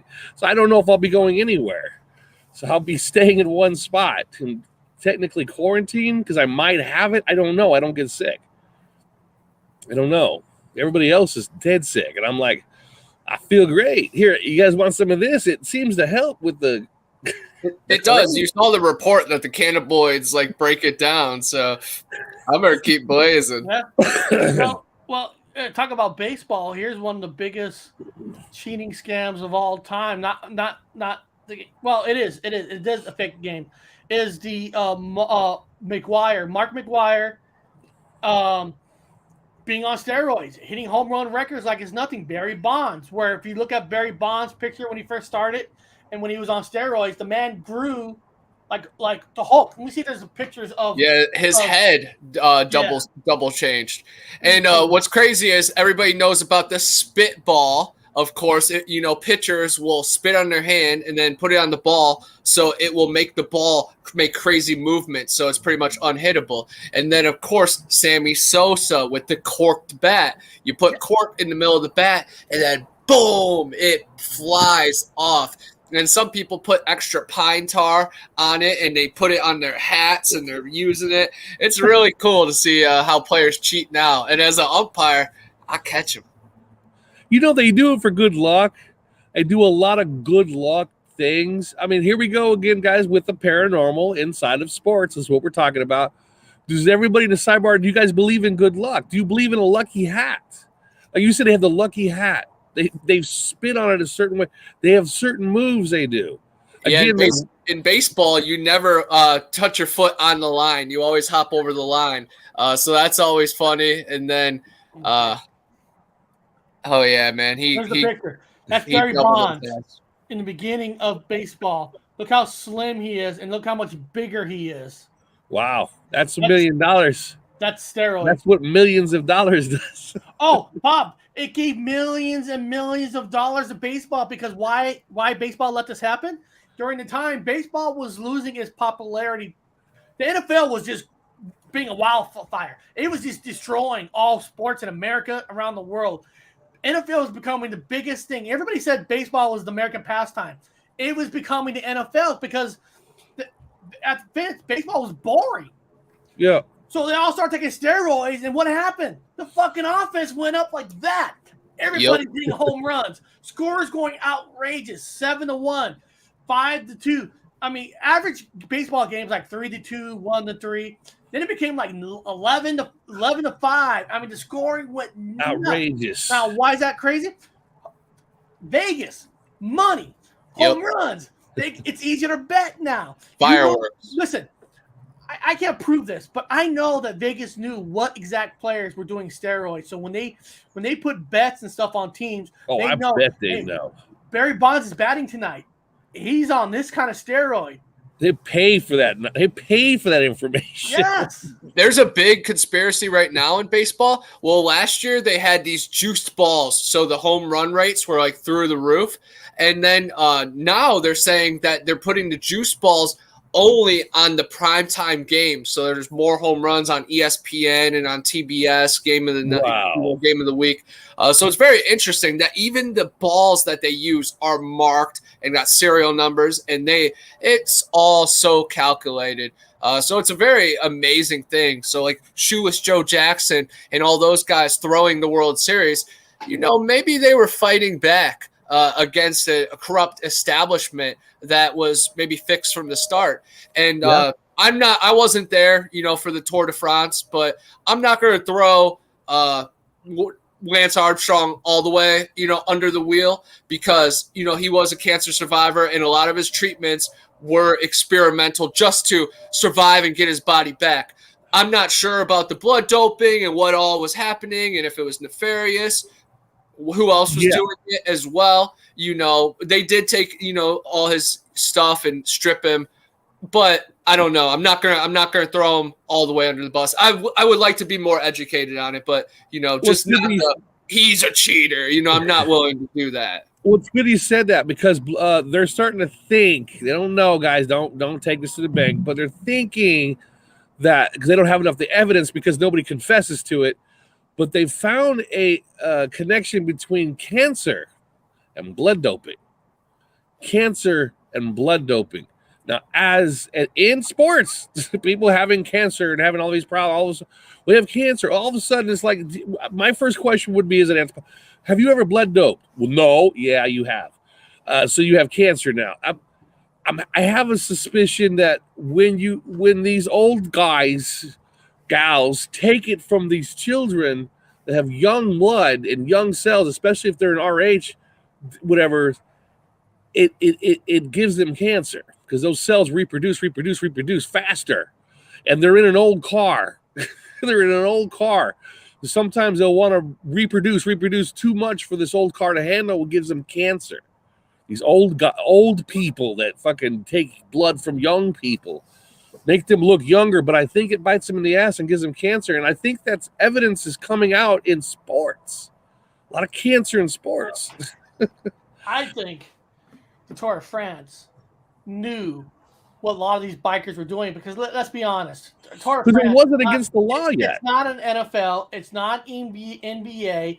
How are you going to get a sport popular? By getting the same player to win it every year. Like, look at this guy. How somebody can win it every single year? Because statistical cancer.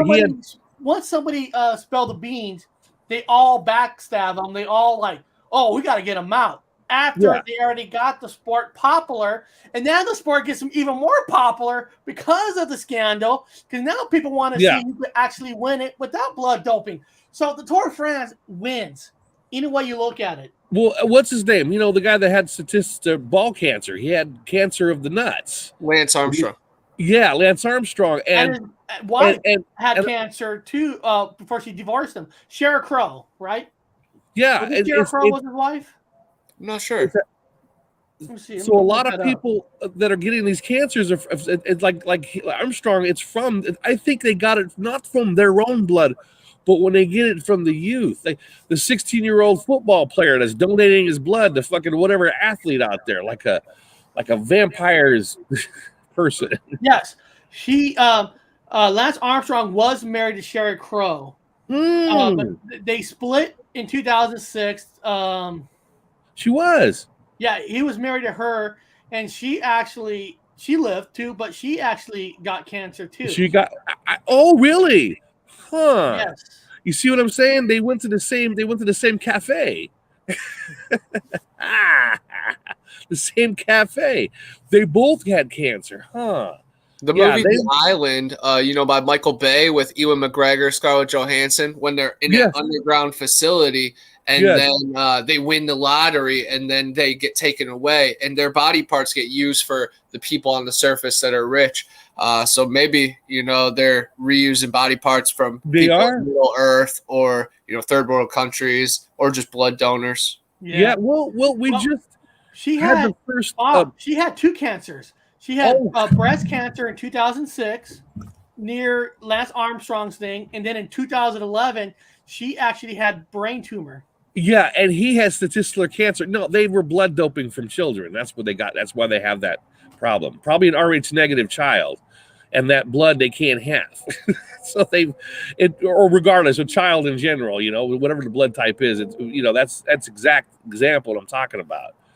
Vampirism in sports, and I've noticed go back to blood doping. I know it's popular and it's legal, and it's legal in Silicon Valley not too long ago. So they do it in all sports. There's nobody. They just all of a sudden made it illegal in bicycling. Like all of a sudden something happened. I think somebody's figured out they're getting cancer. If you want my opinion. It's giving them cancer. Well, it's all strange. Yeah. Now, if you go more into other events now, some I'm going to skip because I really don't know too much about European football matching fixing scandal in 2009. Even European football had some scandals. Football or soccer, but they don't. No, they call soccer soccer. They don't call it football. Okay, but like 1977-9 Boston College point shaving scandal.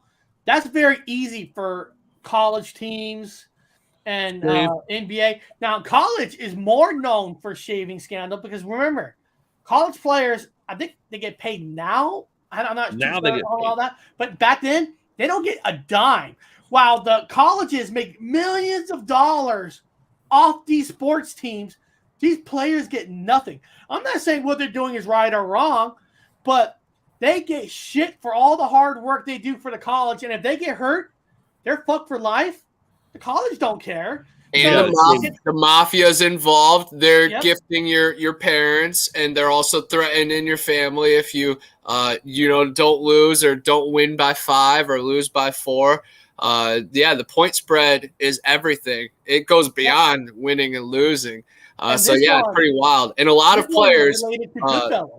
This one's actually related to Goodfellas. 1978-79 says right here. Let me see here. One of the mobsters was the infamous Henry Hill, the main character in the Martin Scorsese mob thriller Goodfellas, who claimed to win hundreds of thousands of dollars off these schemes. So this Boston thing, Henry Hill, Goodfellas, and of course that's involved in Hollywood. The Goodfellas movie. Ray Liotta. But that's amazing. And what Eric just touched to, all these college players, they didn't make jack squat back in the day. They'd get a free education that they'd have to pay back if they don't hit all their qualifications. But now college players are getting paid. So we have players making tens of millions of dollars fresh out of high school. We had one guy in Texas, Quinn Ayers. He skipped his senior season so he could go to Ohio State and make millions of dollars of endorsements, and then he left there to go back to Texas now. So it's amazing to see the power and control that the students and the kids are taking back because the establishment was making billions of dollars. A lot of money. Throwing them to the curb once they're injured, Yeah, but the only thing I'm sad about that is I want players to get paid, but if you're a player that goes to Fresno State, who's going to fucking give a Fresno State player millions? Because they're not like Alabama. They're not Arkansas. They're not these major colleges. Well, they get it through endorsements. They were not allowed to advertise. Get endorsements, but what I'm saying is, Bob, it's easy to get endorsements when you're playing for the bigger colleges. So when you're big. If you want to make endorsements, am I going to Fresno State? Fuck no, I'm going to Alabama. I'm going to Arkansas. I'm going to Washington Huskies. Fresno State quarterback. So Carr was doing pretty good on the Raiders. That's true. David Carr. Yeah. You only get so many slots. So Alabama's got their guys, but Fresno State, I'm sure there's thousands of companies there now that can reach out to players and be like, hey, could you be in my commercial? Hey, could you sign autographs this Saturday? I'll pay you, $2,500 or, $10 an autograph. So it's just opened the door legally for these players to make money. Because, behind the scenes, Johnny Manziel has talked about it. He was signing autographs for hundreds of thousands of dollars when he was in college. And best believe all the other players are doing that too. Here's a famous one.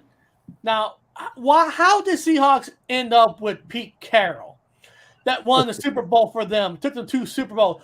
Well, he ran from USC because of Bush. What's his first name? Reggie Bush. Reggie Bush got caught being paid for playing football, and Pete Carroll used to let big people go onto the field while the players practice. Only coach ever let the public kind of come in. And they were saying there's people who paying Reggie Bush was on the sidelines during those practices. So, and USC is about to get slammed with not being allowed to go into bowl games for the next 3 to 4 years. So what did Pete Carroll do? Well, he went to Seahawks.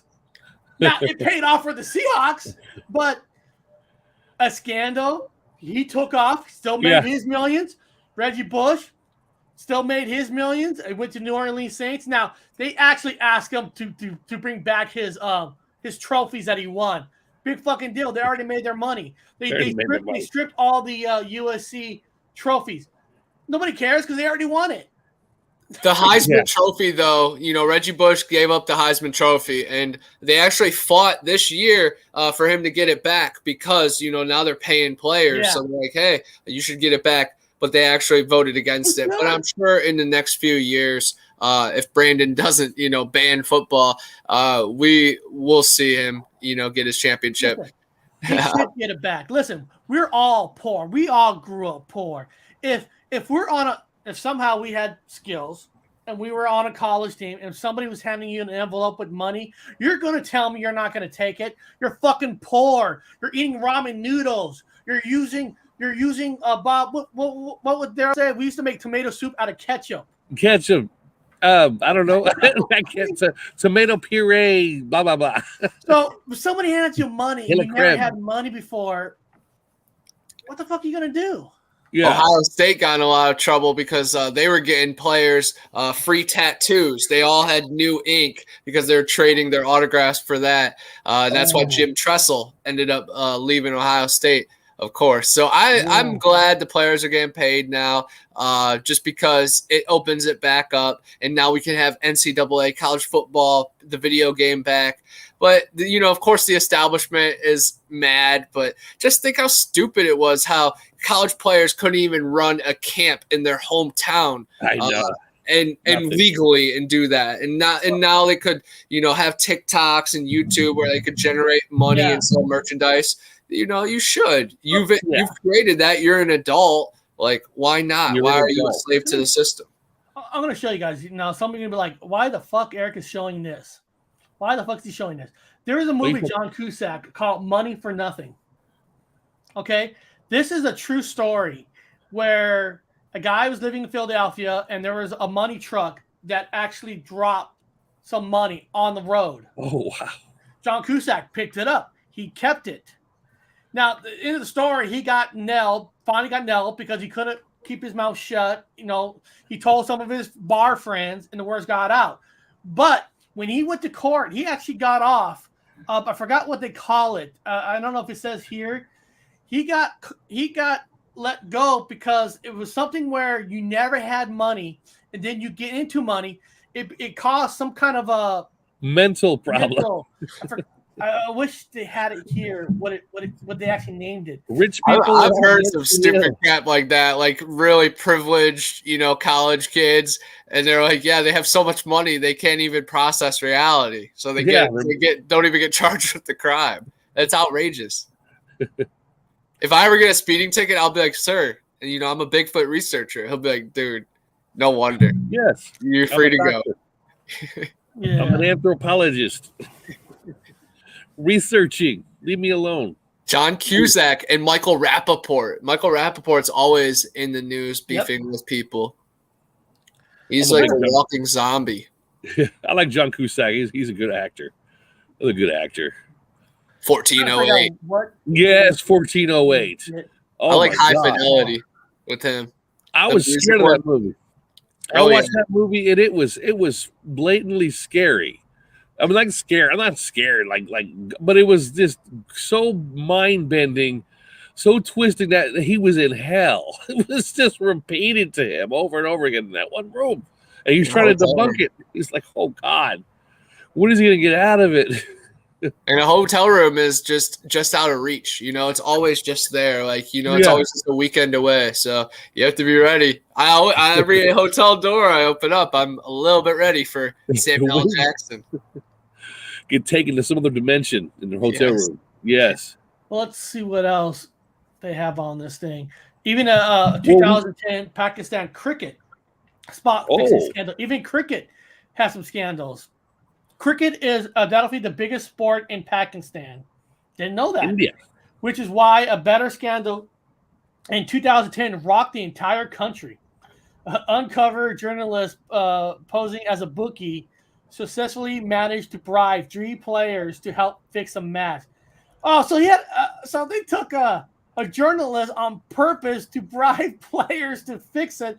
So it wasn't like they did it on their own. Somebody approached them undercover. I don't know. That's kind of fucked up alone in itself. Yeah, I know. That's like some predestination, you know, Minority Report crap. Like, I wasn't gonna commit the crime, but you made me. I mean, come on. No, I don't know. I never lived in Pakistan, but I'm sure those guys are starving for money. Yeah, they got no money. They'll take whatever they can get. Here's a soccer one. 1980 Tornero scandal. I don't know. I never heard of this one. A lot of scandals. I know there's scandals in every sports in the world, but we don't. Because we live in America, we don't realize. Bob, you know this. You live in the UK. Soccer is considered like the hugest sport in the world. Oh, it's huge, man. Yeah, it's huge. Like almost psychotically huge. Boy, they don't have any lives but soccer. Football. They love it that much. Like a lot. Of course, this is the Black Sox scandal. That's the 8-man out, which actually had John Cusack in that movie. John Cusack's in that movie, yes. Shoeless Joe Jackson. Yeah. Wow. Yeah. Well, my thing was it was the everyone's getting ready for the playoffs game. It was that Raiders game I talked about where it was everybody went in overtime the whole day. Every team that day was in overtime. It's like, huh? Every damn team was in overtime. It was easy for people to predict it. Yeah, it was like the whole day painted it. It was like, and then everybody had every game was fantastically close, right down to the field goals being almost. Even the games that weren't close, because like the Seahawks destroyed Arizona, but because they beat Arizona, it caused these other later games to be more valuable. Right. Yeah. You took a top team and made them lower, where the Rams game meant something to get first place. Yeah, and it was weird because again, these coaches were making these unusual calls. Now, it don't make no sense logically. Like anybody logical would say, why would you call a timeout? Why would you do this? It's not. It's like it's completely inconceivable. Nobody's that stupid. I might have to stop and say there's something wrong with that. And some other games I've watched, like again, where they were catching the ball, and it was like right there, and then all of a sudden, it was an incomplete pass, and then they throw the flag down, and I watched the footage. I go, yeah, that ball was wobbling. You don't have no control over it. Come back, the same exact fucking scene. I said, do you remember his hand being there to support his hand to now keep that ball at a constant that looks like it's falling with him, like he has complete control? And I said, that man's hand was not there on that receiver's fucking arm. It wasn't there just a minute ago. I literally watched a video change. I said, now he's got it. He's going to make it up to this line. It's going to come right up to you could almost predict the game. It was the Matrix pushing that game to be that way all the way up to the end, because I watched one incident change on camera. Like, no, it wasn't like that. No. Another person who witnesses this, dude, I saw that ball wobble. I said, did you see that ball? Yeah. Watch it. We rewind it. Look, there's the same footage. And just a minute later, they threw the red flag down. Do you see his hand? Was that hand there? No. And you see that ball not moving? I said, we just saw a change. I have a master list that I want to run through real quick of some fun, crazy curses. First, let's just say Madden. Rest in peace, John Madden. After you're on the cover of EA Sports Madden, you have a bad season. Eddie George, Marshall Faulk, Ray Lewis, Michael Vick, Peyton Hillis, Vince Young, so many players, Richard Sherman, Odell Beckham, Patrick Mahomes, have had bad, unfortunate luck the following season. And it's really crazy because even the FIFA game, the other EA Sports game, the players have been on the cover, Wayne Rooney, Cristiano Ronaldo, Neymar, and they've had bad seasons or bad injuries following it. So it's might want to think twice if they reach out to you and say, hey, do you want to be on the cover of this video game? But yes, John Madden, who has passed away multiple times, I think finally took his final, final flight up the staircase. But yeah, rest in peace, John Madden. My favorite one was Madden 2005. I still remember from Cleveland down here to Panama City because my aunt lived in Panama City, and we had this little portable TV, and I had it on top of my PlayStation 2 and just running Madden on like the 16 hours. It was amazing. Yeah. Everybody knows Madden. It's going to be around. Everybody knows that. Everybody plays that. Anybody who sits around stoned and eating like Hot Pockets will be playing Madden. But I made a couple cool videos from my game store that I have pretty much all of them in order of the year, and I talk about each player and their injury and their unfortunate luck. Wow. But the Madden curse is one of my favorites. It'll be interesting. Maybe he passed away for the final time now, and the players will be free. So now it will create success. This is a good one. Nancy Kerrigan, the woman who stabbed the other ice skater with a knife. Oh, yeah. Try to pop that one. Busted her leg. Nancy Kerrigan and Tanya Harding. She stabbed Tanya Harding. Is that that one? Or am I thinking of somebody else? Yeah, Nancy Kerrigan, I think, is like some newscaster. But okay, I don't know. Tanya Harding. No, I'm right. No, she's a figure skater. She is the right one. Nice. Did she? She's the one who stabbed her, or she's the one who paid to have her stabbed? Yeah. Or wasn't I? Her leg broke. It broke her leg. You're right. Did she? Let me look that up. Wait, was she stabbed now? Hold on. She had a leg broke. Yeah, I think it was like more of an injury, but I'm guessing there was a knife involved. I was like, what? She got a leg broke. They broke her leg. These thugs, they paid these thugs to break her leg. Oh, God. Tanya Harding, it was pretty crazy. She ended up becoming like a reality star after too. And is it was Tom Hardy the one who tried to stab somebody? I'm not sure. Tanya Harding, she's the one that she was involved in the figure skating thing that they paid like two mobsters to beat up the main figure skater. That's what I was thinking of. She's the one that tried to pay people to hurt other people. Yeah, poor girl. Have you seen I, Tonya with Margot Robbie? Long time ago, her Oscar performance. Yeah, and Sebastian Stan, Bucky, he's in it. That's a pretty good one.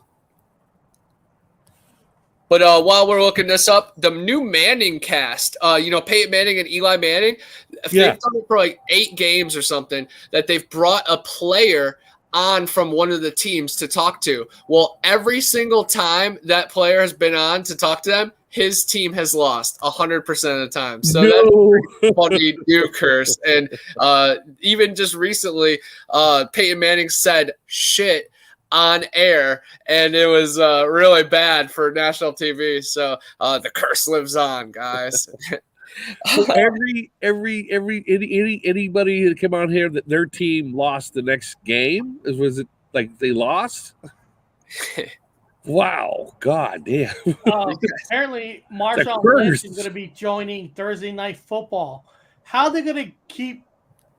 How do they keep Beast Mode from cussing? Every word he says is an F word. With a foul, yeah. How Yeah, do that they- word. He's usually drinking on air too. He joined the fan-controlled football league. That is a really cool thing that you call the team's plays from an app on your phone. And he was he was an owner, and he was trying to join mid-game for his team. He cracks me up, man. But I've called a few touchdowns. I got video of it, so it's awesome. But the Australian national team and Liverpool FC both had run-ins with witch doctors that they have huge curses on their teams. So I love how sometimes the curses are brought upon the fans, or some voodoo behind the scenes, like in Major League, how the one player is always praising to the god in his life. It's awesome. Of course, the Arizona Cardinals, the Philadelphia Eagles, the Cleveland Browns, the Paul Brown curse. We all have curses that we can't win the Super Bowl. But the Eagles randomly just broke the curse. And then this year, Arizona was the number one team, and then they just got blown out in the playoffs. So that curse is still alive. Browns got screwed over this year. That curse is still going strong. We talked about the Red Sox great Bambino. Of course, the Cubs curse, that actually got broken a couple years ago against Cleveland, but it was known as the Billy Goat curse. And that was a really funny one. Of course, the Chicago White Sox is the Joe Jackson one. The San Francisco Giants used to be the New York Giants, and of course it's based on the Mound Builders, but they used to play at Polo Grounds, and they changed the location, so it's a really cursed spot. Calgary Flames, all of our Canadian NHL fans, they have the Honda Center curse. The Blackhawks, which I wore a shirt to be festive. In 1927, they fired their coach, and he said, "You're cursed. You're never going to win." So that curse was going strong. Then they got Patrick Kane, of course. New York Rangers, 1940, had a curse. Talladega Speedway. My cat's sitting on a NASCAR shirt over there. But a lot of people say that Talladega has a lot of dark entities around it. The Andretti family, they have a whole curse. All of their family tree, there's like 6 of them that can't get any wins as racers, but maybe as owners they will.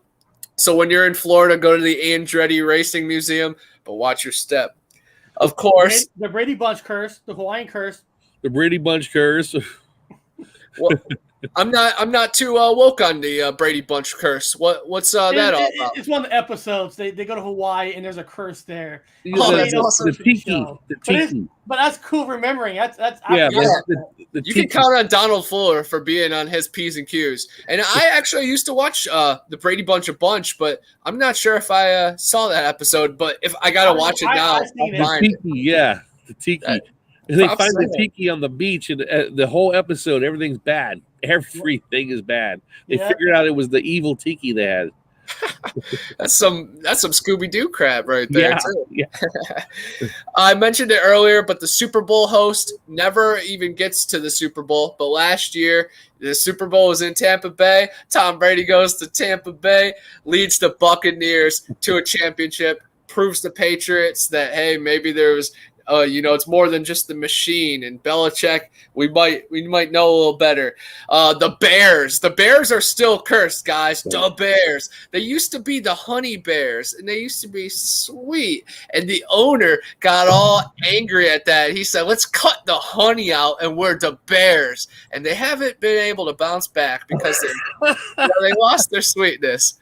Well, that tiki kind of looks like the haunted idol in Void Cat, That was the curse. That's it. I just had to look that up. I just see that thing that says chow time. That's kind of the same thing. That's the tiki. Yeah, it's the same tiki. Same thing. Yeah. Wow. Yeah. Oh man, the Honey Bears one. I like that one. You can't like any Bears fan be like Honey Bears. Well, Honey Bears and the Honey Holes. If BF Bud's in this one, I don't know much about this one, but Bobby Lane, he was on the Lions. He got traded to the Steelers, and the Lions have been cursed ever since. Any team that Mick Jagger supports ends up losing. Any team that Drake supports, Drake, Aubrey Graham, you know, Drake, everybody's favorite Degrassi star. Every team that he likes, they end up losing. Kentucky, there's a bunch of funny clips of him shooting air balls. Really funny. Cleveland Indians, I'm wearing my logo right now. We got rid of the Cleveland Indians. They're called the Cleveland Guardians now. What a terrible, horrible, range of events. I'm happy with the name. Cleveland Guardians is the best name possible. There's a Cleveland fire station. Now it's a museum. That's where my dad used to always park. The bridge we cross is where the Guardians are. So it fits close to me, but I still believe and I know that they are trying to get rid of Native Americans. So the next generation thinks that pale-faced people found this country. So I think it's just movements in the wrong direction. It was to honor the Native Americans. One of our greatest players was Indian in the 1800s, and it was modeled after him. And there's actually a lightning strike at one of the Chiefs' gravestones across from the stadium. So again, the electric convergence, but I will always forever be with Chief Wahoo. Watch Major League, of course. The bass god, Little B, he's a rapper. Anybody that he curses goes down the drain. He cursed Kevin Durant. He ended up failing. Lil B actually said that he was going to do a song with anybody that was interfered with by the hurricane, by natural disasters. Well, I, lost my house for a while. And I sent him a song, and he said 40K, fam. And I'm like, oh, thanks for the help, man. $40,000 he wanted. But I'm still repping with the bass god. He is awesome. Check out Little B. He actually tried out for the Santa Cruz Warriors, the developmental league.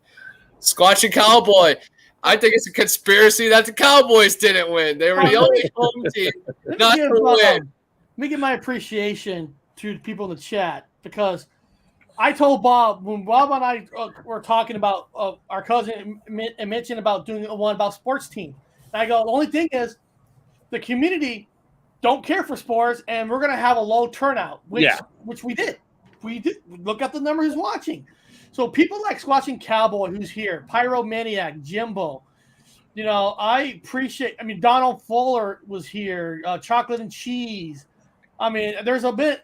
Iron Dogger. I saw her earlier. I saw Jeff Harding's here, and I see that you had to ban his evil twin brother, Ramsey Harding. He was in here, and I think he was a bot, so he went out. Yeah, there's a lot of bots here. Anything with a bot, I'm taking out, because anybody clips on a bot, if they have a channel, it'll screw up their channel, and I don't want that to happen to other people. For people to come in here to hear us talk about a topic that's not technically paranormal or cryptids and stuff, I appreciate it, because sometimes there's people that only want to hear what they want to hear, their own little communities. They don't want to hear. We talked about a lot of paranormal stuff, a lot of curses. We did. A baseball diamond. They're playing on a Freemason logo, Yeah, and it's sacred geometry, and the whole diamond is sacred geometry. And we talked about the ley lines with all the stadiums lined up. This is magic. They are performing magic. Even the team names, the Titans, the Giants, the Seattle Kraken. We did an episode about that. The Lake Erie Monsters. Let me just run through the rest of these. Go for it. I'm finishing up my list, and then we'll have 10 minutes of fun, wild freestyle time. Go for it. The Masters Par 3. Before the Masters, they have a Par 3 tournament. Whoever wins that tournament has never gone on to win the Masters. So, if you make it to the Masters, take it easy on the Par 3 just so you win on the money one. Gillette. Anybody that's an athlete that takes Gillette ends up having bad luck. Tiger Woods, he's on top of the world. Then he had an affair, crashed his car, busted his leg. But you know what? He has a kid now, and the kid is doing incredible in golf, and he's, an awesome mentor, and he's coming back. So great things. You can hit your highest highs, lowest lows, rock bottom, still bounce back up. That's the beautiful thing about this world, the cycle of life. Evaporation, condensation, precipitation, and storage. That only works in a closed system, too. Anybody that's on the Sports Illustrated cover ends up falling under bad luck. Of course, all these have their perfect examples and then have their asterisks that it's like, but it's very interesting. Colonel Sanders has a curse. And then, of course, the Rocky Calavito and Chief Wahoo curse. But we could also talk just about, rest in peace, Kobe Bryant. He died in the Corona Hotel, and there was actually a cartoon that showed him dying in a helicopter crash. And he died the day after he was passed on the all-time points list. And the date, the whole damn thing. That was the Corona Hotel, the helicopter, the date of all this stuff. I even looked like one cartoon thing I saw would look like a small Freemason symbol on. Anyway, I was in Freemasonry, but anyway, in this place, I'm not from this place version, not this place. So anyway, they got their own fucking weird shit. But yeah, that's weird, man. You gotta argue that's paranormal like a motherfucker. He died in the Corona Hotel. Weird. He might still be alive. Right now, dodging all this. There was a lot of people that mysteriously died before the pandemic happened, and a lot of CEOs that stepped down. And some of them were going under their protection, but some of them knew what was happening. It's very interesting. But again, just look at the team names. It really speaks volumes, and the stadiums, it's right there. It is paranormal, and there's curses, and there's seances, and there's teamwork, and there's magic. It's not all bad. There's beautiful things that happen, and there's lessons to be learned. Yeah. And I feel like I'm a lot better person for being on teams, and also just being a fan and diving into it. And some of it is mindless hooting and hollering. But I love reading between the lines and just seeing magic happen. The best do it. I got to see Michael Jordan play for the Wizards. I've seen Kobe Bryant. I watched Michael Jordan, or I already said Michael Jordan. I've seen LeBron James play many times. Got to see Tiger Woods. Yao Ming, 7'6". Sean Bradley, 7'6". Shaquille O'Neal, 7 foot but massive.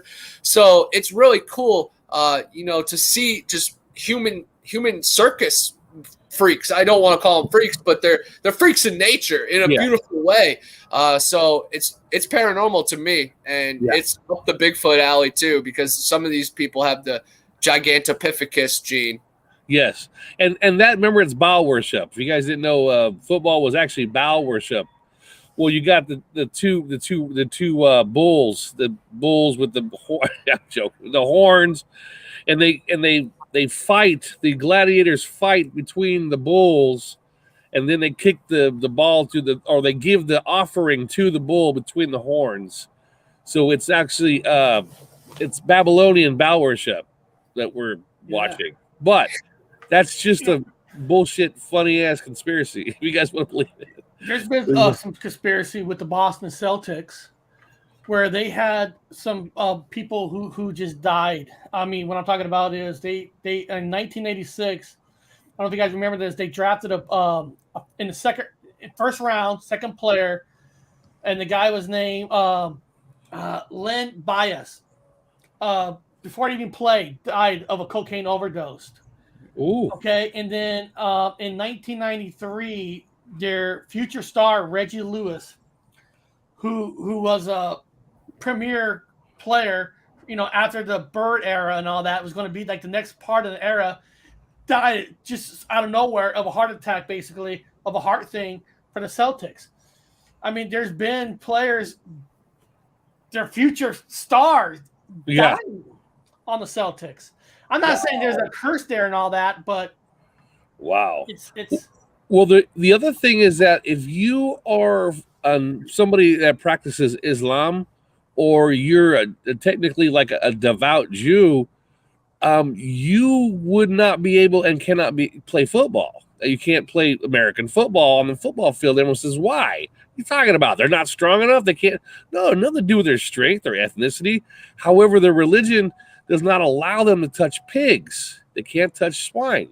And the football, ironically, with all these wonderful leathers that we do have out there, it's traditionally pig skin. And you've got goats, that's bettors.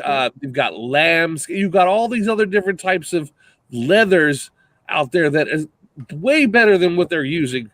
but they call it the old pigskin because the original footballs were made from pigskin. Yeah. Oh, I forgot to mention the 2 players who died for the Celtics were both born in the state of Maryland. Oh, wow. I'm just saying, I don't know, that's a connection of a connection, but they're born in the state of Maryland, and as their future stars. Somebody cursed them over there.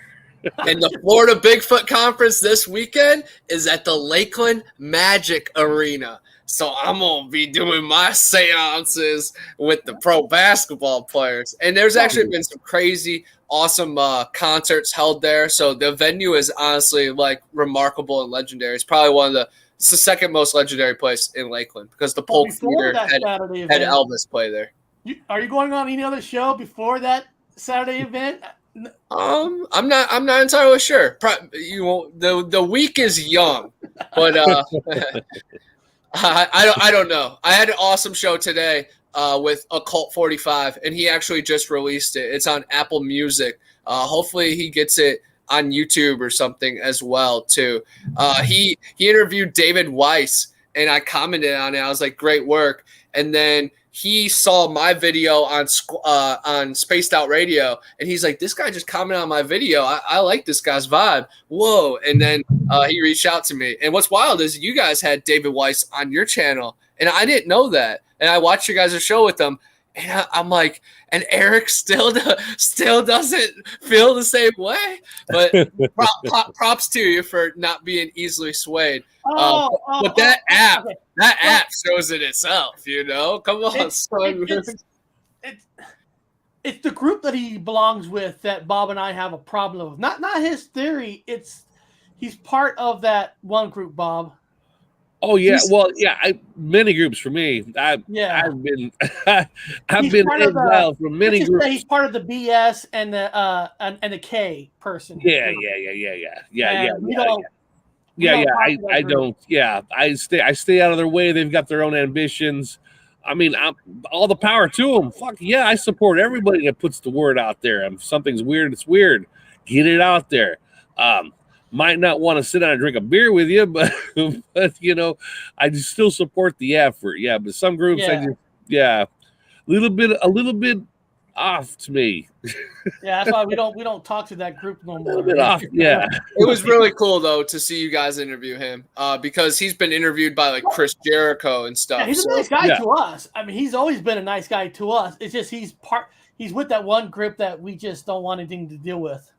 Yeah. And there's a lot of evil reasons why. And we got such good vibes over here, and you guys have established such a strong platform of just open-mindedness that, you know, look at the people in the chat. They ain't got time for that kind of crap, you know? We got time for the truth and good vibes. Yes. And if people are going to try to, you know, assassinate character and try to put hit lists on you, then F them, of course. I worked sound for a country band, and when they took a break, I would play all those dance songs the ladies laugh out loud. Well, that's awesome. That is. Bob, what do you got coming up anyway? What do you got coming up? Anything? Nothing. Again, everyone I know is down with the with the old Coronis, and so I don't know. Everybody's like, okay, what's up? I found out so-and-so. It's like a bunch of dominoes over here. I mean, it was like a whole wave of just people just like another phone call, another text. So-and-so just got it too. Shit. The hell's going on? Yeah, nothing. I don't know. Vladimir Putin wanted to know what I was doing. I might have to hit Russia. I might have to go to Russia. Yeah. I mean, I got nothing going on. I might go to Russia and come back. I might take some pictures. You guys want to see Russian pictures? I might show you guys some shit. We'll see what happens. And Bob, I don't if you're not doing anything on Friday at 6 p.m. I know I was invited on to Paranormal Chop Shop, and he's that host is from Fresno, California, which we're from. Yeah, and you know, maybe Fresno. Well, a cousin of ours had a birthday. Just had a birthday. And they're supposed to have a birthday party Friday, but the person has corona. So it's been a couple of days. We'll see if they're going to have a party. I said, I'll still go to your birthday party. So I might be at a birthday party. So I don't mind. Yeah, you have natural immunity, you know? Yeah, I walk to it. There's somebody who's sick with, like, our dad did her, play dates and fucking go to play with him. He's got chicken pox. Huh? I don't want to look like that kid, but we did. I go towards so I'm like, hey, I would love to go there. I hope you have the new version of what variant this is. I would love to catch it. And tomorrow, I am doing a breaking news live. I haven't got the link up, but I'm finishing it up tonight. So I am doing a breaking news live, another live one, and anybody's welcome to jump on to judge videos. Which, for whatever reason, the one on Tuesday, I got some pretty good hated comments. You guys should have known better about that guy. Like, holy shit. I can't believe what you guys are saying about Black Tom. I'm like, holy shit. I'm like, I tell everybody it's up to you what you want to believe in. We're just making comments, but for whatever reason, Tuesday rubbed a lot of people the wrong way. And I'm sitting there like, how? I just tell the history. I tell the actual history. I worked at 3 goddamn museums. This is why I've got a difficulty. We'll bring it out, okay? I'm a little bit of the tea. I'm going to pour some fucking tea out, okay? I have went to a university. I've got a fucking advanced degree. I went to anthropology, archaeology. I worked at 3 fucking museums. I worked at Fort Lewis Historical Museum, so I know all military stuff. I know all the Mandela effects that happen with the military. Well, and Bob, there's also people are complaining about that everybody should have known that one video, that guy was a hoax, his name. Everybody should know. And it's like, what it is some people think if they have knowledge of something, everybody should have that same knowledge. Everybody has the right to don't understand that the breaking news is not about one community. It's about different communities learning something for the first time on the other community. That's what I've heard people being called hoaxes before, and they weren't hoaxes. When I interviewed, no, they're not a hoax. They're being called a hoax by other people who don't like them. So I'm like, this person's not a hoax. They're telling the fucking absolute truth to their knowledge. They're telling the truth. So, this whole hoax thing. But I think it was important for us to discuss it. Not everybody knows about Rick Dyer and how it actually did get on CNN and all these other level things. I think it's fair to narrate it on. Fair for them to rag on us a little bit and say, how much out are you out of the loop? But honestly, that shows that how many loops are there? There's so many. Because trust me, I do a lot of after midnight researching, but I hear news stories and I'm dumbfounded every single day. So let's just keep sharing the information and awareness. But fun jabs too, because it makes us tougher. Yeah. One guy, I'm never coming back again. I'm like, well, good. See ya. I don't want you. I'm chaotic neutral, man. I got no fucking dog in nobody's fight. And that's the problem. I've started off with just information and it's free. There is no coffee mug in my hand for you to buy. I've got nothing for you. I'm living the fucking life of a cynic. Yeah. Bro. So when I give you information, it's honest and it's forthworthy, and you should write it down and then throw it away. But at least listen to it for a second, and then compare it to what else you're listening to. I've been to a lot of places. I've seen a lot of things. I've educated in a lot of stuff, especially literature, especially the Bible, especially the Bible's plural, and certain other religions and books, and the Torah and the Quran. A lot of them, so I know about certain things. So when I tell you, it's to my best educated guess. This is what's going on. So when I hear other people say, I'm like, what were you, a fucking bus boy? I get it. You probably liked it a lot, but what you're saying is not 100% true. And tomorrow's gonna be fun. I already got some good video clips. One's called The Mystery of the Bloop. What is the mystery of the bloop? What is that? One's the body of a pig that caught EVP with a pig. So, it's got some fun stuff. So that's going to be out tomorrow. I'll finish the link tonight. I go upstairs, finish it. And then beyond that, I think we're done here. I think we did a good job. I think hopefully some people learn some things about not conspiracy or not. Some of the sports events that actually really happened. The calls. Weird. The immaculate, catch and all that stuff. There's stuff that people probably never heard of, and it's kind of fun to talk about it. And giving our opinions. Yeah. And we know the NFL is involved in some of these. Especially when you die in a hotel. If you can pick a team to go into a playoff, it's about money. Oh, and nowadays, especially like with the the stuff, people getting sick, they could just tell you, oh yeah, this player's not playing, this player's not playing. It's all rigged. But tomorrow, really looking forward to the news. If it's the same time, hopefully I'll be able to pop in for a little bit. It's mostly at 10. Yes, on Tuesday I had to move it for 11. I got busy, but if it's not at 10, then it's at 11. But most of the time, it's at 10. Yeah, I mean, I'll try to. I time travel, so I have to if I get back in time for it, I'll be here. I'll definitely. Yeah, I'll be there at 11, probably not 10. But either way, cool. I'll be tuning in. You're gonna be in the caves, right? You're I'll gonna be just in make the it caves. at 11. It doesn't matter to me. I have nothing to do tomorrow, so I'm making it at 11. And since my wife is working Saturday, she has to work on Saturday. I haven't done it in a long time. I know he's gonna be at a Bigfoot conference. I'll probably do another breaking news or maybe a horror talk, movie talk. Some horror. I might even go live on my YouTube from the conference, but I'm definitely going to go live on TikTok just because I do that pretty much. Check it out. Yeah, I want to check it out. Definitely be there.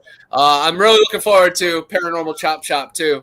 Dr. Wu, you should definitely try to be on there because Sonny, very cool, and he's from Fresno and has some crazy skinwalker experiences. And for all three of you Valley guys to chop it up, dude, that's so sick.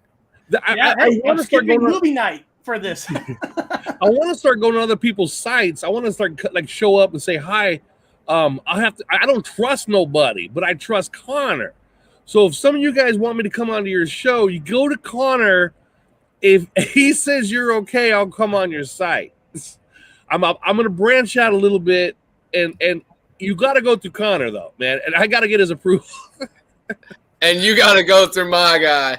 So we'll talk to you all on the flip side. Awesome to be here, of course. What an awesome platform, and just a way for us to get away from static of the world. So I'm just so appreciative of the crazy history we've had ever since the first interdimensional Bigfoot, and can't wait till we link up. Be ready for the earthquake that's going to happen Saturday in Lakeland. The conference is going to figure it out. Got one right here. Pine Island Research is Jeff Harding. He comes on our channel, Bob. He says he wants you on his channel. Okay. And he's a great guy. He's awesome. You guys have chopped it up before. That's Jeff, but his platform is very important right now because it's showing different techniques and a different angle that nobody's really showing off on YouTube. Of course, man, he's in the field, but he's also got an awesome swagger about him that is going to open up new doors for him. And those are the people that I like to be inspired by.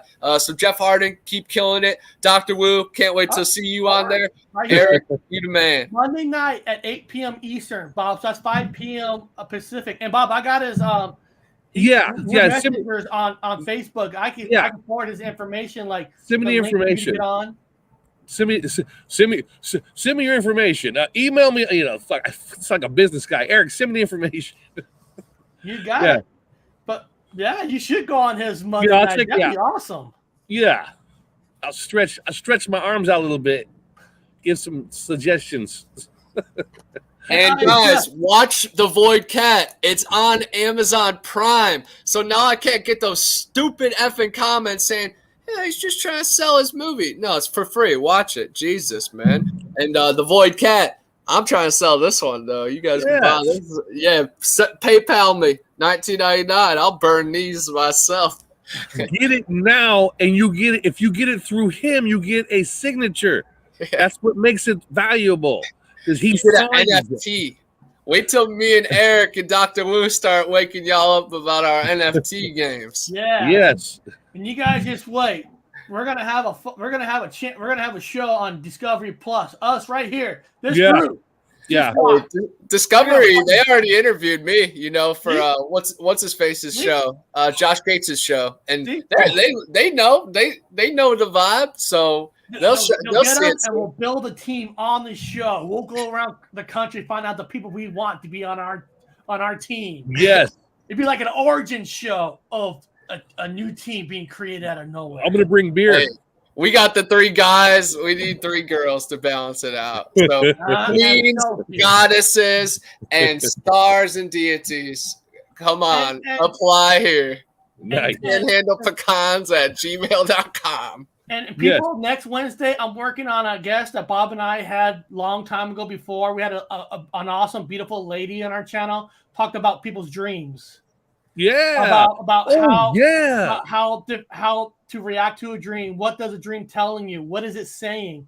And she's working with me. She can come on next Wednesday, and I'm working on it. So, and I can't remember what episode she came on for us. It had the word dream in the title. She's terrific. And she has helped a lot of people, a lot of veterans, PTSD out with on how to tell you what your dreams are telling you and what kind of things you can work on with your dreams. Awesome lady. So we're working on that for next Wednesday. But beyond that, guys, we'll see everybody later.